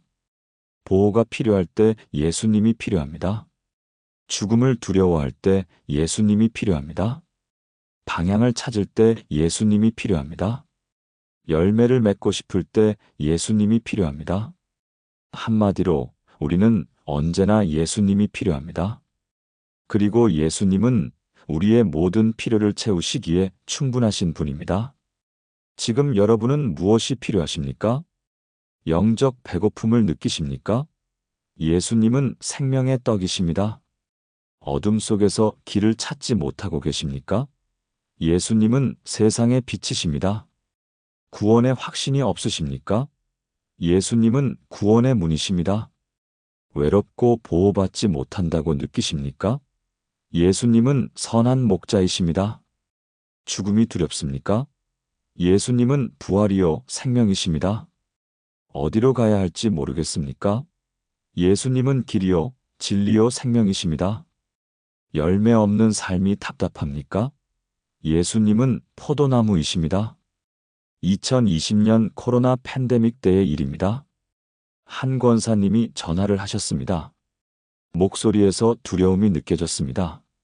목사님, 너무 무섭습니다. 언제 감염될지, 가족이 아플지, 이 상황이 언제 끝날지 아무것도 보이지 않습니다. 마치 캄캄한 터널 속에 갇힌 것 같습니다. 저는 그 권사님과 함께 요한복음 8장 12절을 읽었습니다. 나는 세상의 빛이니 나를 따르는 자는 어둠에 다니지 아니하고 생명의 빛을 얻으리라. 그리고 말씀드렸습니다. 권사님, 지금 세상은 어둡습니다. 미래가 보이지 않습니다. 하지만 예수님은 세상의 빛이십니다. 우리가 예수님을 따르면 어둠에 다니지 않습니다. 상황이 밝아져서가 아니라 우리 안에 빛이 있기 때문입니다. 몇 주 후 그 권사님이 간증하셨습니다. 상황은 전혀 나아지지 않았습니다. 여전히 코로나는 계속되고 있습니다. 하지만 제 마음은 달라졌습니다. 예수님이 나의 빛이라는 것을 깨달았을 때 어둠이 더 이상 저를 삼키지 못했습니다. 빛이 어둠을 이긴다는 것을 경험했습니다. 바로 이것입니다. 예수님의 나는. 이다 선언은 단순한 종교적 표어가 아닙니다. 우리 삶의 실제적인 필요를 채우시는 하나님의 약속입니다. 사랑하는 여러분, 예수님이 누구신지 아십니까? 그분은 여러분의 모든 것이 되시는 분입니다. 떡이요, 빛이요, 문이요, 목자요, 부활이요, 길이요, 포도나무이십니다. 여러분이 무엇을 필요로 하든 예수님 안에서 찾을 수 있습니다. 그런데 이 모든 것의 목적은 무엇일까요? 왜 예수님은 이렇게 자신을 계시하셨을까요? 그것은 우리에게 생명을 주시기 위함입니다. 네 번째 핵심으로 넘어가겠습니다. 우리는 죽습니다. 이것은 피할 수 없는 현실입니다. 아무리 건강하게 살아도, 아무리 조심해도 결국 우리는 죽음을 맞이하게 됩니다. 그리고 이 죽음 앞에서 우리는 두려워합니다. 죽음 이후에 무엇이 있을까요? 정말 천국이 있을까요? 지옥은 존재할까요? 우리는 어디로 가게 될까요? 이 질문들 앞에서 우리는 확신을 갖고 싶어 합니다. 요한복음은 이 질문에 대해 가장 명확한 답을 제시합니다. 요한복음 3장 16절입니다. 하나님이 세상을 이처럼 사랑하사 독생자를 주셨으니 이는 그를 믿는 자마다 멸망하지 않고 영생을 얻게 하려 하심이라. 요한복음 5장 24절입니다. 내가 진실로 진실로 너희에게 이르노니 내 말을 듣고 또 나 보내신 이를 믿는 자는 영생을 얻었고 심판에 이르지 아니하나니 사망에서 생명으로 옮겼느니라. 요한복음 10장 27절부터 28절입니다. 내 양은 내 음성을 들으며 나는 그들을 알며 그들은 나를 따르느니라. 내가 그들에게 영생을 주노니 영원히 멸망하지 아니할 것이요 또 그들을 내 손에서 빼앗을 자가 없느니라. 요한복음 17장 3절입니다. 영생은 곧 유일하신 참 하나님과 그가 보내신 자 예수 그리스도를 아는 것이니이다. 요한복음에서 영생이라는 단어가 몇 번이나 나올까요? 무려 17번이나 나옵니다. 다른 복음서들보다 훨씬 많이 나옵니다. 왜 요한은 영생을 이렇게 강조했을까요? 요한복음을 쓸 당시 요한은 90세가 넘은 노인이었습니다. 죽음이 가까이 다가온 것을 느꼈을 것입니다. 그런데 요한은 죽음을 두려워하지 않았습니다. 왜냐하면 예수님께서 영생을 약속하셨기 때문입니다. 영생은 무엇일까요? 단순히 오래 사는 것일까요? 17장 3절을 보면 영생의 정의가 나옵니다. 영생은 곧 유일하신 참 하나님과 그가 보내신 자, 예수 그리스도를 아는 것이니이다. 영생은 하나님을 아는 것입니다. 여기서 안다는 것은 단순히 정보를 아는 것이 아닙니다. 인격적으로 관계를 맺는다는 뜻입니다. 마치 부부가 서로를 안다고 할 때의 그 깊은 친밀함을 의미합니다. 그러니까 영생은 죽은 후에 시작되는 것이 아닙니다. 지금 이 순간 하나님과 관계를 맺을 때 이미 시작되는 것입니다. 5장 24절을 다시 보십시오.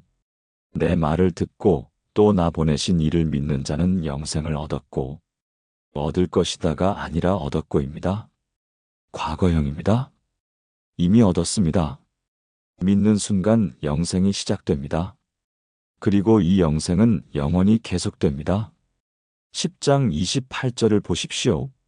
내가 그들에게 영생을 주노니 영원히 멸망하지 아니할 것이요 또 그들을 내 손에서 빼앗을 자가 없느니라. 얼마나 확실한 약속입니까? 영원히 멸망하지 않습니다. 아무도 우리를 예수님의 손에서 빼앗을 수 없습니다. 이것이 우리에게 어떤 의미일까요? 첫째, 우리는 죽음을 두려워하지 않아도 됩니다. 죽음은 끝이 아니라 새로운 시작이기 때문입니다. 둘째, 우리는 지금 이 순간부터 영생을 누릴 수 있습니다. 영생은 미래의 일이 아니라 현재의 실제입니다. 하나님과의 친밀한 관계가 바로 영생입니다. 셋째, 우리는 구원의 확신을 가질 수 있습니다. 우리를 예수님의 손에서 빼앗을 자가 없기 때문입니다. 실수해도 넘어져도 연약해도 예수님은 우리를 놓지 않으십니다. 넷째, 우리는 이 영생을 다른 사람들과 나눌 책임이 있습니다. 3장 16절은 그를 믿는 자마다라고 했습니다. 이 약속은 모든 사람을 위한 것입니다. 우리가 이 복음을 전해야 합니다. 몇 년 전, 말기암 진단을 받으신 한 집사님이 계셨습니다. 의사는 6개월의 시간을 선고했습니다. 그 집사님은 처음에는 절망했습니다. 목사님, 저는 아직 해야 할 일이 많습니다. 손주들도 보고 싶고 남편과 더 살고 싶습니다. 왜 하나님은 저를 이렇게 빨리 데려가시려는 걸까요? 저는 그 집사님과 함께 많은 시간을 보냈습니다. 어느 날 우리는 요한복음 11장을 함께 읽었습니다. 나사로가 죽었을 때 예수님께서 마르다에게 하신 말씀입니다. 나는 부활이요 생명이니 나를 믿는 자는 죽어도 살겠고 무릇 살아서 나를 믿는 자는 영원히 죽지 아니하리니 이것을 내가 믿느냐? 그 집사님이 말씀하셨습니다. 예, 믿습니다. 주님. 그날 이후 그 집사님은 달라지셨습니다. 여전히 슬프셨고 여전히 가족과 헤어지기가 싫으셨지만 평안이 있으셨습니다. 6개월 후 그 집사님은 주님 품으로 가셨습니다. 마지막 순간에 가족들에게 말씀하셨습니다. 나는 잠깐 먼저 갑니다. 하지만 이것은 안녕이 아니라 잠시 후에 봅시다입니다. 우리는 영생을 가진 사람들입니다. 천국에서 다시 만날 것입니다. 장례식에서 그 집사님의 남편이 간증했습니다. 아내는 죽음을 이겼습니다. 육체는 떠났지만 그녀의 영혼은 지금 주님과 함께 있습니다. 그리고 저도 언젠가 그곳에서 그녀를 다시 만날 것입니다. 이것이 영생의 소망입니다. 바로 이것입니다. 요한복음이 우리에게 주는 4번째 핵심은 영원한 생명의 약속입니다. 사랑하는 여러분, 여러분은 영생을 가지고 계십니까? 예수님을 믿으십니까? 그렇다면 여러분은 이미 영생을 가진 것입니다. 죽음은 더 이상 두려운 것이 아닙니다. 죽음은 하나님께로 가는 문일 뿐입니다. 그런데 요한은 영생만 강조하지 않았습니다.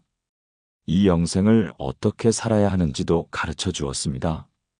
바로 사랑입니다. 5번째 핵심으로 넘어가겠습니다. 우리는 사랑이라는 단어를 자주 사용합니다. 하지만 진정한 사랑이 무엇인지 아는 사람은 많지 않습니다. 세상은 사랑을 감정으로 생각합니다. 좋은 느낌, 설레는 마음, 행복한 기분. 하지만 이런 감정은 쉽게 변합니다. 어제 사랑했던 사람을 오늘은 미워할 수도 있습니다. 그렇다면 예수님이 말씀하신 사랑은 무엇일까요? 요한복음은 사랑에 대한 가장 명확한 정의를 제시합니다. 요한복음 13장 34절부터 35절입니다. 새 계명을 너희에게 주노니 서로 사랑하라. 내가 너희를 사랑한 것 같이 너희도 서로 사랑하라. 너희가 서로 사랑하면 이로써 모든 사람이 너희가 내 제자인 줄 알리라. 요한복음 15장 12절부터 13절입니다. 내 계명은 곧 내가 너희를 사랑한 것 같이 너희도 서로 사랑하라 하는 이것이니라. 사람이 친구를 위하여 자기 목숨을 버리면 이보다 더 큰 사랑이 없나니. 요한복음 15장 17절입니다. 내가 이것을 너희에게 명함은 너희로 서로 사랑하게 하려 함이라. 요한복음 13장은 최후의 만찬 장면입니다. 예수님께서 제자들의 발을 씻기신 직후입니다. 스승이 제자들의 발을 씻는다는 것은 당시 문화에서는 상상할 수 없는 일이었습니다. 발을 씻는 것은 종의 일이었습니다. 가장 낮은 자리, 가장 더러운 일이었습니다. 그런데 예수님은 겉옷을 벗으시고 수건을 허리에 두르시고 제자들의 발을 하나하나 씻기셨습니다. 베드로의 발도, 야고보의 발도, 요한의 발도, 그리고 예수님을 배신할 가룟 유다의 발까지도 씻기셨습니다. 그리고 나서 말씀하셨습니다. 새 계명을 너희에게 주노니 서로 사랑하라. 왜 이것을 새 계명이라고 하셨을까요? 구약에도 내 이웃을 내 몸과 같이 사랑하라는 계명이 있었습니다. 무엇이 새로운 것일까요? 내가 너희를 사랑한 것 같이라는 기준이 새로운 것입니다. 구약의 사랑은 자기를 사랑하는 만큼 이웃을 사랑하라는 것이었습니다. 하지만 신약의 사랑은 예수님이 우리를 사랑하신 것처럼 서로 사랑하라는 것입니다. 예수님은 우리를 어떻게 사랑하셨습니까? 목숨을 버리기까지 사랑하셨습니다. 15장 13절이 바로 그것입니다. 사람이 친구를 위하여 자기 목숨을 버리면 이보다 더 큰 사랑이 없나니. 이것이 예수님의 사랑입니다. 자기를 희생하는 사랑입니다. 대가를 바라지 않는 사랑입니다. 조건 없는 사랑입니다. 그렇다면 우리는 어떻게 이런 사랑을 실천할 수 있을까요? 첫째, 섬김으로 사랑합니다. 예수님께서 발을 씻기신 것처럼 우리도 서로를 섬겨야 합니다. 높은 자리를 구하지 말고 낮은 자리에서 서로를 섬기는 것입니다. 둘째, 희생으로 사랑합니다. 내 편의를 포기하고 내 시간을 내어주고 내 자원을 나누는 것입니다. 셋째, 용서로 사랑합니다. 예수님께서 우리를 용서하신 것처럼 우리도 서로를 용서해야 합니다. 7번씩 70번이라도 용서하는 것입니다. 넷째, 인내로 사랑합니다. 사랑은 오래 참습니다. 상대방의 연약함을 인내하고 성장을 기다려주는 것입니다. 다섯째, 진실로 사랑합니다. 거짓된 사랑이 아니라 진심으로 상대방의 유익을 구하는 것입니다. 그리고 이런 사랑을 실천할 때 세상 사람들이 우리를 보고 이들이 예수님의 제자구나 하고 알게 됩니다. 사랑이 바로 우리의 신분증입니다. 교회에 두 집사님이 계셨습니다. 한 분은 어집사님, 한 분은 비집사님이라고 부르겠습니다. 어집사님과 비집사님은 30년 지기 친구였습니다. 함께 교회를 다니고 함께 봉사하고 가족처럼 지냈습니다. 그런데 어느 날 사업 문제로 두 분 사이에 큰 오해가 생겼습니다. 어집사님은 비집사님이 자신을 배신했다고 생각했고 비집사님은 자신이 억울하다고 느꼈습니다. 두 분은 서로 말도 하지 않게 되었습니다. 같은 교회를 다니면서도 서로 피했습니다. 3년이 지났습니다. 어느 날 어집사님이 큰 병에 걸렸습니다. 수술을 해야 했는데 가족들이 모두 해외에 있어서 곁에 아무도 없었습니다. 그때 병실 문이 열리고 비집사님이 들어왔습니다. 어집사님은 놀라서 물었습니다. 어떻게 여기를? 비집사님이 대답했습니다. 소식을 들었습니다. 우리가 3년 동안 말을 하지 않았지만 형제는 형제입니다. 수술 끝날 때까지 제가 여기 있겠습니다. 어집사님의 눈에서 눈물이 흘렀습니다. 미안합니다. 제가 잘못했습니다. 용서해 주십시오. 비집사님도 울었습니다. 저도 미안합니다. 진작 먼저 찾아갔어야 했는데. 두 분은 껴안고 함께 울었습니다. 수술은 잘 끝났고 어집사님은 회복되었습니다. 후에 어집사님이 간증했습니다. 제가 병상에 누워 있을 때 예수님의 말씀이 생각났습니다. 서로 사랑하라. 저는 3년 동안 그 계명을 어겼습니다. 하지만 비집사님은 그 계명을 지켰습니다. 원수를 사랑하라는 주님의 말씀을 실천한 것입니다. 그 모습에서 저는 예수님을 보았습니다. 바로 이것입니다. 우리가 서로 사랑할 때 사람들은 우리를 통해 예수님을 봅니다. 사랑하는 여러분, 여러분은 누구를 사랑하고 계십니까? 혹시 미워하는 사람이 있습니까? 용서하지 못하는 사람이 있습니까? 예수님께서 우리를 사랑하신 것처럼 우리도 서로 사랑해야 합니다. 이것이 주님의 새 계명입니다. 그런데 우리 힘으로 이런 사랑을 실천할 수 있을까요? 아닙니다. 우리에게는 도움이 필요합니다. 바로 성령님의 도움입니다. 6번째 핵심으로 넘어가겠습니다. 예수님께서 승천하시기 전에 제자들은 큰 두려움에 빠졌습니다. 주님께서 떠나시면 우리는 어떻게 합니까? 주님 없이 우리가 무엇을 할 수 있습니까? 우리를 혼자 두고 가시는 겁니까? 제자들의 마음은 불안과 두려움으로 가득했습니다. 우리도 때로는 이런 느낌을 받습니다. 예수님이 눈에 보이지 않으니까 정말 우리와 함께 계신지 확신이 서지 않을 때가 있습니다. 기도해도 응답이 들리지 않고 성경을 읽어도 와닿지 않을 때, 주님, 정말 저와 함께 계십니까? 라고 묻게 됩니다. 하지만 예수님은 우리를 혼자 두지 않으셨습니다. 요한복음 14장 16절부터 17절입니다.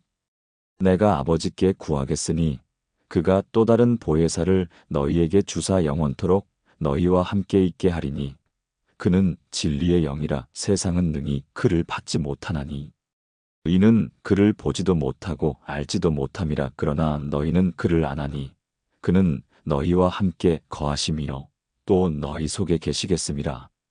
요한복음 14장 26절입니다. 보혜사 곧 아버지께서 내 이름으로 보내실 성령 그가 너희에게 모든 것을 가르치고 내가 너희에게 말한 모든 것을 생각나게 하리라. 요한복음 16장 7절부터 8절입니다. 내가 떠나가는 것이 너희에게 유익이라. 내가 떠나가지 아니하면 보혜사가 너희에게로 오시지 아니할 것이요 가면 내가 그를 너희에게로 보내리니 그가 와서 죄에 대하여 의에 대하여 심판에 대하여 세상을 책망하시리라. 보혜사라는 단어가 무슨 뜻일까요? 헬라어로 파라클레토스인데 곁에서 도와주는 자라는 뜻입니다. 변호사, 상담자, 위로자, 조력자를 모두 포함하는 의미입니다. 예수님은 성령님을 또 다른 보혜사라고 부르셨습니다. 또 다른이라는 말은 예수님 자신도 보혜사셨다는 뜻입니다. 예수님께서 육신으로 제자들과 함께 계실 때 그들을 가르치시고 위로하시고 인도하시고 보호하셨습니다. 이제 예수님께서 떠나시지만 또 다른 보혜사이신 성령님께서 오셔서 똑같은 일을 하신다는 것입니다. 아니, 더 나은 일을 하십니다. 16장 7절을 보면 예수님께서 놀라운 말씀을 하십니다. 내가 떠나가는 것이 너희에게 유익이라. 어떻게 예수님께서 떠나시는 것이 유익일까요? 예수님께서 육신으로 계실 때는 한 장소에만 계실 수 있었습니다. 예루살렘에 계시면 갈릴리에는 안 계시고 베다니에 계시면 가나에는 안 계셨습니다. 하지만 성령님은 영이시기 때문에 모든 곳에 동시에 계실 수 있습니다. 그래서 모든 믿는 자들 안에 동시에 거하실 수 있는 것입니다. 성령님께서 하시는 일은 무엇일까요? 첫째, 가르치십니다. 26절에 모든 것을 가르치고라고 했습니다. 둘째, 생각나게 하십니다. 26절에 내가 너희에게 말한 모든 것을 생각나게 하리라고 했습니다. 셋째, 책망하십니다. 16장 8절에 죄에 대하여, 의에 대하여, 심판에 대하여 세상을 책망하시리라고 했습니다. 넷째, 진리로 인도하십니다. 16장 13절에 그가 너희를 모든 진리 가운데로 인도하시리니라고 했습니다. 다섯째, 영광을 나타내십니다. 16장 14절에 그가 내 영광을 나타내리니라고 했습니다. 이것이 우리에게 무슨 의미일까요? 우리는 혼자가 아닙니다. 성령님께서 우리 안에 우리와 함께 계십니다. 혼란스러울 때 성령님께서 가르쳐 주십니다. 잊어버렸을 때 성령님께서 생각나게 하십니다. 잘못된 길로 갈 때 성령님께서 책망하십니다. 길을 잃었을 때 성령님께서 진리로 인도하십니다. 예수님을 알고 싶을 때 성령님께서 예수님의 영광을 보여주십니다. 그렇다면 우리는 어떻게 성령님과 동행할 수 있을까요? 첫째, 성령님을 인식해야 합니다. 성령님께서 나와 함께 계시다는 것을 의식적으로 인정하고 인식해야 합니다. 둘째, 성령님께 의지해야 합니다. 내 힘으로 하려고 하지 말고 성령님의 도움을 구해야 합니다. 셋째, 성령님께 순종해야 합니다. 성령님의 인도하심을 따라가야 합니다. 넷째, 성령님을 소멸하지 말아야 합니다. 성령님의 음성을 무시하거나 거역하지 말아야 합니다. 다섯째, 성령님으로 충만해야 합니다. 계속해서 성령님을 구하고 성령님으로 채워져야 합니다. 2019년 한 청년이 인생의 중요한 결정 앞에 서 있었습니다. 큰 회사에서 좋은 조건으로 스카우트 제안이 왔는데 그것을 받아들이면 선교사로 나가려던 계획을 포기해야 했습니다. 그 청년은 고민했습니다. 하나님, 어떻게 해야 합니까? 제게 보여주세요. 그는 기도했지만 하늘에서 음성이 들리는 것은 아니었습니다. 천사가 나타나서 알려주는 것도 아니었습니다. 그냥 침묵이었습니다. 그런데 며칠 후 그 청년이 성경을 읽다가 사도행전 16장을 만났습니다. 바울이 비시디아로 가려고 했는데 성령이 막으셨다는 내용이었습니다. 그 순간 그 청년의 마음에 확신이 왔습니다. 아, 이것이 성령님의 인도하심이구나. 성령님께서 지금 나에게도 말씀하고 계시는구나. 그는 그 좋은 직장 제안을 거절하고 선교사로 나갔습니다. 지금은 아프리카에서 복음을 전하고 있습니다. 몇 년 후 그 청년이 한국에 와서 간증했습니다. 제가 그때 어떻게 결정할 수 있었는지 아십니까? 성령님께서 제 마음에 평안을 주셨습니다. 직장을 생각하면 불안했는데 선교를 생각하면 평안했습니다. 그것이 성령님의 인도하심이었습니다. 성령님은 지금도 살아계셔서 우리를 인도하십니다. 바로 이것입니다. 성령님은 단지 성경 속의 이야기가 아닙니다. 지금 이 순간도 우리와 함께 계시고 우리를 인도하시고 우리를 도우시는 분이십니다. 사랑하는 여러분, 여러분은 혼자가 아닙니다. 성령님께서 여러분 안에 여러분과 함께 계십니다. 어려운 결정을 해야 할 때 성령님께서 인도하십니다. 외로울 때 성령님께서 위로하십니다. 연약할 때 성령님께서 강하게 하십니다. 성령님을 의지하십시오. 성령님께 순종하십시오. 그러면 여러분은 승리하는 삶을 살 수 있습니다. 그런데 요한복음의 마지막 핵심은 무엇일까요? 바로 부활입니다. 7번째 핵심으로 넘어가겠습니다. 십자가에서 예수님께서 돌아가셨을 때 제자들은 모든 것이 끝났다고 생각했습니다. 3년 동안 따라다녔던 그분이 죽으셨습니다. 기적을 행하시던 그분이 십자가에 달리셨습니다. 하나님의 아들이라고 믿었던 그분이 범죄자처럼 처형당하셨습니다. 제자들은 절망했습니다. 다락방에 숨어서 문을 잠그고 떨고 있었습니다. 이제 우리도 잡혀갈 것이다. 모든 것이 끝났다. 우리의 인생에도 이런 순간들이 있지 않습니까? 모든 것이 끝난 것 같은 순간, 더 이상 희망이 없어 보이는 순간, 어둠만 가득한 순간. 하지만 요한복음은 여기서 끝나지 않습니다. 요한복음 20장 1절입니다. 안식 후 첫날 이른 아침 아직 어두울 때에 막달라 마리아가 무덤에 가서 돌이 무덤에서 옮겨진 것을 보고. 요한복음 20장 19절부터 20절입니다. 이날 곧 안식 후 첫날 저녁 때에 제자들이 유대인들을 두려워하여 모인 곳의 문들을 닫았더니 예수께서 오사 가운데 서서 이르시되 너희에게 평강이 있을지어다. 이 말씀을 하시고 손과 옆구리를 보이시니 제자들이 주를 보고 기뻐하더라. 요한복음 20장 28절부터 29절입니다. 도마가 대답하여 이르되 나의 주님이시요 나의 하나님이시니이다. 예수께서 이르시되 너는 나를 본고로 믿느냐 보지 못하고 믿는 자들은 복되도다 하시니라. 부활의 아침은 아직 어두울 때였습니다. 마리아가 무덤에 갔을 때 태양이 아직 완전히 뜨지 않았습니다. 상징적입니다. 세상은 아직 어둡습니다. 하지만 빛이 오고 있습니다. 부활의 빛이 동터오고 있습니다. 마리아는 빈 무덤을 발견했습니다. 처음에는 누가 시신을 훔쳐간 줄 알았습니다. 하지만 곧 부활하신 예수님을 만났습니다.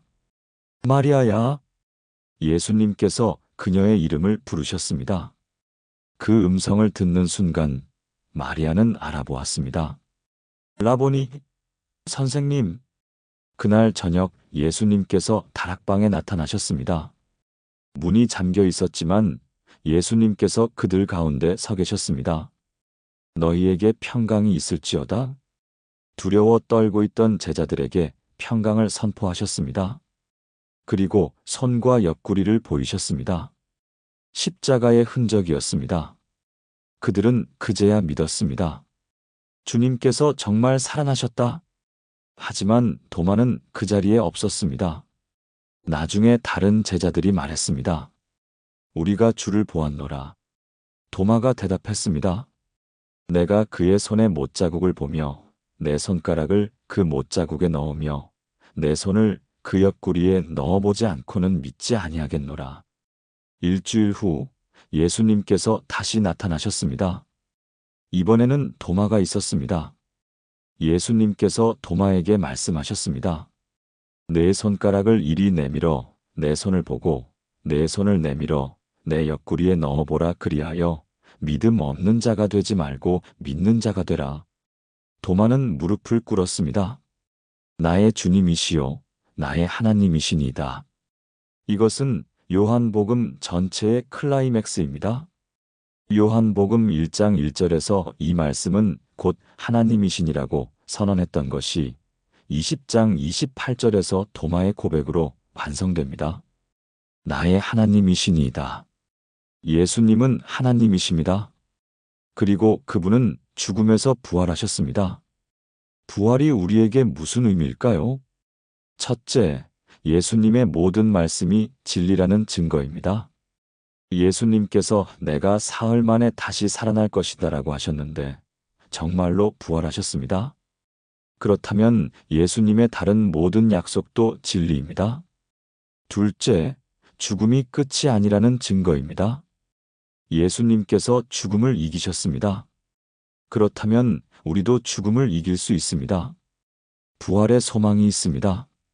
셋째, 우리의 모든 끝난 것 같은 상황이 끝이 아니라는 증거입니다. 제자들은 모든 것이 끝났다고 생각했습니다. 하지만 부활로 모든 것이 새롭게 시작되었습니다. 여러분의 인생에서도 끝난 것 같은 일들이 있습니까? 실패한 사업, 깨진 관계, 무너진 꿈. 하지만 부활의 하나님께서는 죽은 것을 다시 살리실 수 있습니다. 넷째, 우리가 섬기는 분이 살아계신다는 증거입니다. 우리는 죽은 종교 지도자를 따르는 것이 아닙니다. 지금도 살아계셔서 우리와 함께 하시는 부활의 주님을 섬기는 것입니다. 다섯째, 승리가 확실하다는 증거입니다. 예수님께서 죽음을 이기셨다면 우리도 모든 것을 이길 수 있습니다. 부활은 최종 승리의 보증입니다. 2021년 한 사업가가 파산했습니다. 30년 동안 일구어온 사업이 코로나로 인해 완전히 무너졌습니다. 빚만 수억 원이 남았습니다. 그 사업가는 절망했습니다. 이제 끝이다. 다시 시작할 수 없다. 나이도 많고 돈도 없고 신용도 없다. 자살까지 생각했습니다. 그런데 어느 날 그 사업가가 요한복음 20장을 읽었습니다. 부활의 이야기였습니다. 죽었던 예수님이 다시 살아나셨다는 이야기였습니다. 그 순간 그 사업가의 마음에 희망이 생겼습니다. 예수님께서 죽음에서 부활하셨다면 내 인생도 다시 살아날 수 있지 않을까? 그날부터 그 사업가는 달라졌습니다. 여전히 빚은 있었고, 여전히 나이는 많았고, 여전히 상황은 어려웠습니다. 하지만 마음에 희망이 있었습니다. 작은 일부터 다시 시작했습니다. 작은 가게를 열었습니다. 조금씩 빚을 갚기 시작했습니다. 3년이 지난 지금 그 사업가는 완전히 회복되었습니다. 빚도 다 갚았고 새로운 사업도 시작했고 더 나아가서 다른 사람들을 돕고 있습니다. 그 사업가가 간증했습니다. 제 인생은 죽었습니다. 무덤에 묻혔습니다. 하지만 부활의 하나님께서 저를 다시 살리셨습니다. 요한복음의 빈 무덤처럼 제 인생의 무덤도 비었습니다. 저는 다시 살아났습니다. 바로 이것입니다. 부활은 2000년 전의 사건이 아닙니다. 지금도 일어나고 있는 하나님의 능력입니다. 여러분의 죽은 꿈을 다시 살리시는 능력입니다. 여러분의 무너진 인생을 다시 세우시는 능력입니다. 사랑하는 여러분, 부활을 믿으십니까? 예수님께서 죽음에서 부활하신 것을 믿으십니까? 그렇다면 여러분의 인생에서도 부활이 일어날 것을 믿으십시오. 끝난 것 같은 일들이 다시 시작될 것입니다. 죽은 것 같은 꿈들이 다시 살아날 것입니다. 무덤 같은 상황에서 부활의 아침이 밝아올 것입니다. 이것이 요한복음의 마지막 메시지입니다. 부활과 승리입니다. 사랑하는 여러분, 지금까지 요한복음의 7가지 핵심을 함께 나누었습니다. 첫째, 예수님은 태초부터 계신 말씀, 로고스이십니다. 둘째, 7가지 표적으로 그분의 신성을 나타내셨습니다. 셋째, 7가지 나는 이다 선언으로 자신을 계시하셨습니다. 넷째, 우리에게 영원한 생명을 약속하셨습니다. 다섯째, 서로 사랑하라는 새 계명을 주셨습니다. 여섯째, 보혜사 성령님을 보내셔서 우리와 함께 하십니다. 일곱째, 부활하셔서 죽음을 이기시고 승리를 보증하셨습니다. 이 7가지는 모두 하나의 메시지로 모입니다. 예수 그리스도는 하나님의 아들이시며 그분을 믿는 자는 영생을 얻는다. 요한이 90세가 넘은 나이에 떨리는 손으로 쓴 이 복음서는 2000년이 지난 지금도 우리의 마음을 울립니다. 요한은 예수님을 직접 보았습니다. 예수님의 사랑을 직접 경험했습니다. 예수님의 부활을 직접 목격했습니다. 그리고 그 모든 것을 우리에게 전해주었습니다. 너희로 예수께서 하나님의 아들 그리스도이심을 믿게 하려 하며 또 너희로 믿고 그 이름을 힘입어 생명을 얻게 하려 함이니라. 여러분, 오늘 이 말씀을 들으면서 무엇을 느끼셨습니까? 예수님이 누구신지 더 명확하게 아셨기를 바랍니다. 예수님의 사랑이 얼마나 큰지 깨달으셨기를 바랍니다. 그리고 그 예수님을 여러분의 주님과 하나님으로 고백하셨기를 바랍니다. 도마처럼 나의 주님이시요 나의 하나님이시니이다라고 고백하는 여러분이 되시기를 바랍니다. 이 말씀이 여러분의 마음에 닿았다면 좋아요를 눌러주세요. 그리고 댓글로 예수님은 나의 주님이시요 하나님이십니다라고 고백해주세요. 여러분의 고백이 다른 사람들에게도 힘이 될 것입니다. 그리고 이 영상을 더 많은 사람들과 나누어 주세요. 요한복음의 이 귀한 진리를 더 많은 사람들이 들을 수 있도록 해주세요. 사랑하는 여러분, 오늘 하루도 부활하신 주님께서 여러분과 함께 하시기를 축복합니다. 여러분의 모든 어둠을 밝히시는 세상의 빛이신 예수님께서 여러분을 인도하시기를 기도합니다. 여러분이 영생을 누리며 하나님과의 친밀한 관계 속에서 살아가기를 소망합니다. 그리고 예수님의 사랑으로 서로 사랑하며 성령님의 인도하심을 따라 승리하는 삶을 사시기를 축복합니다. 주님의 이름으로 축복합니다. 아멘.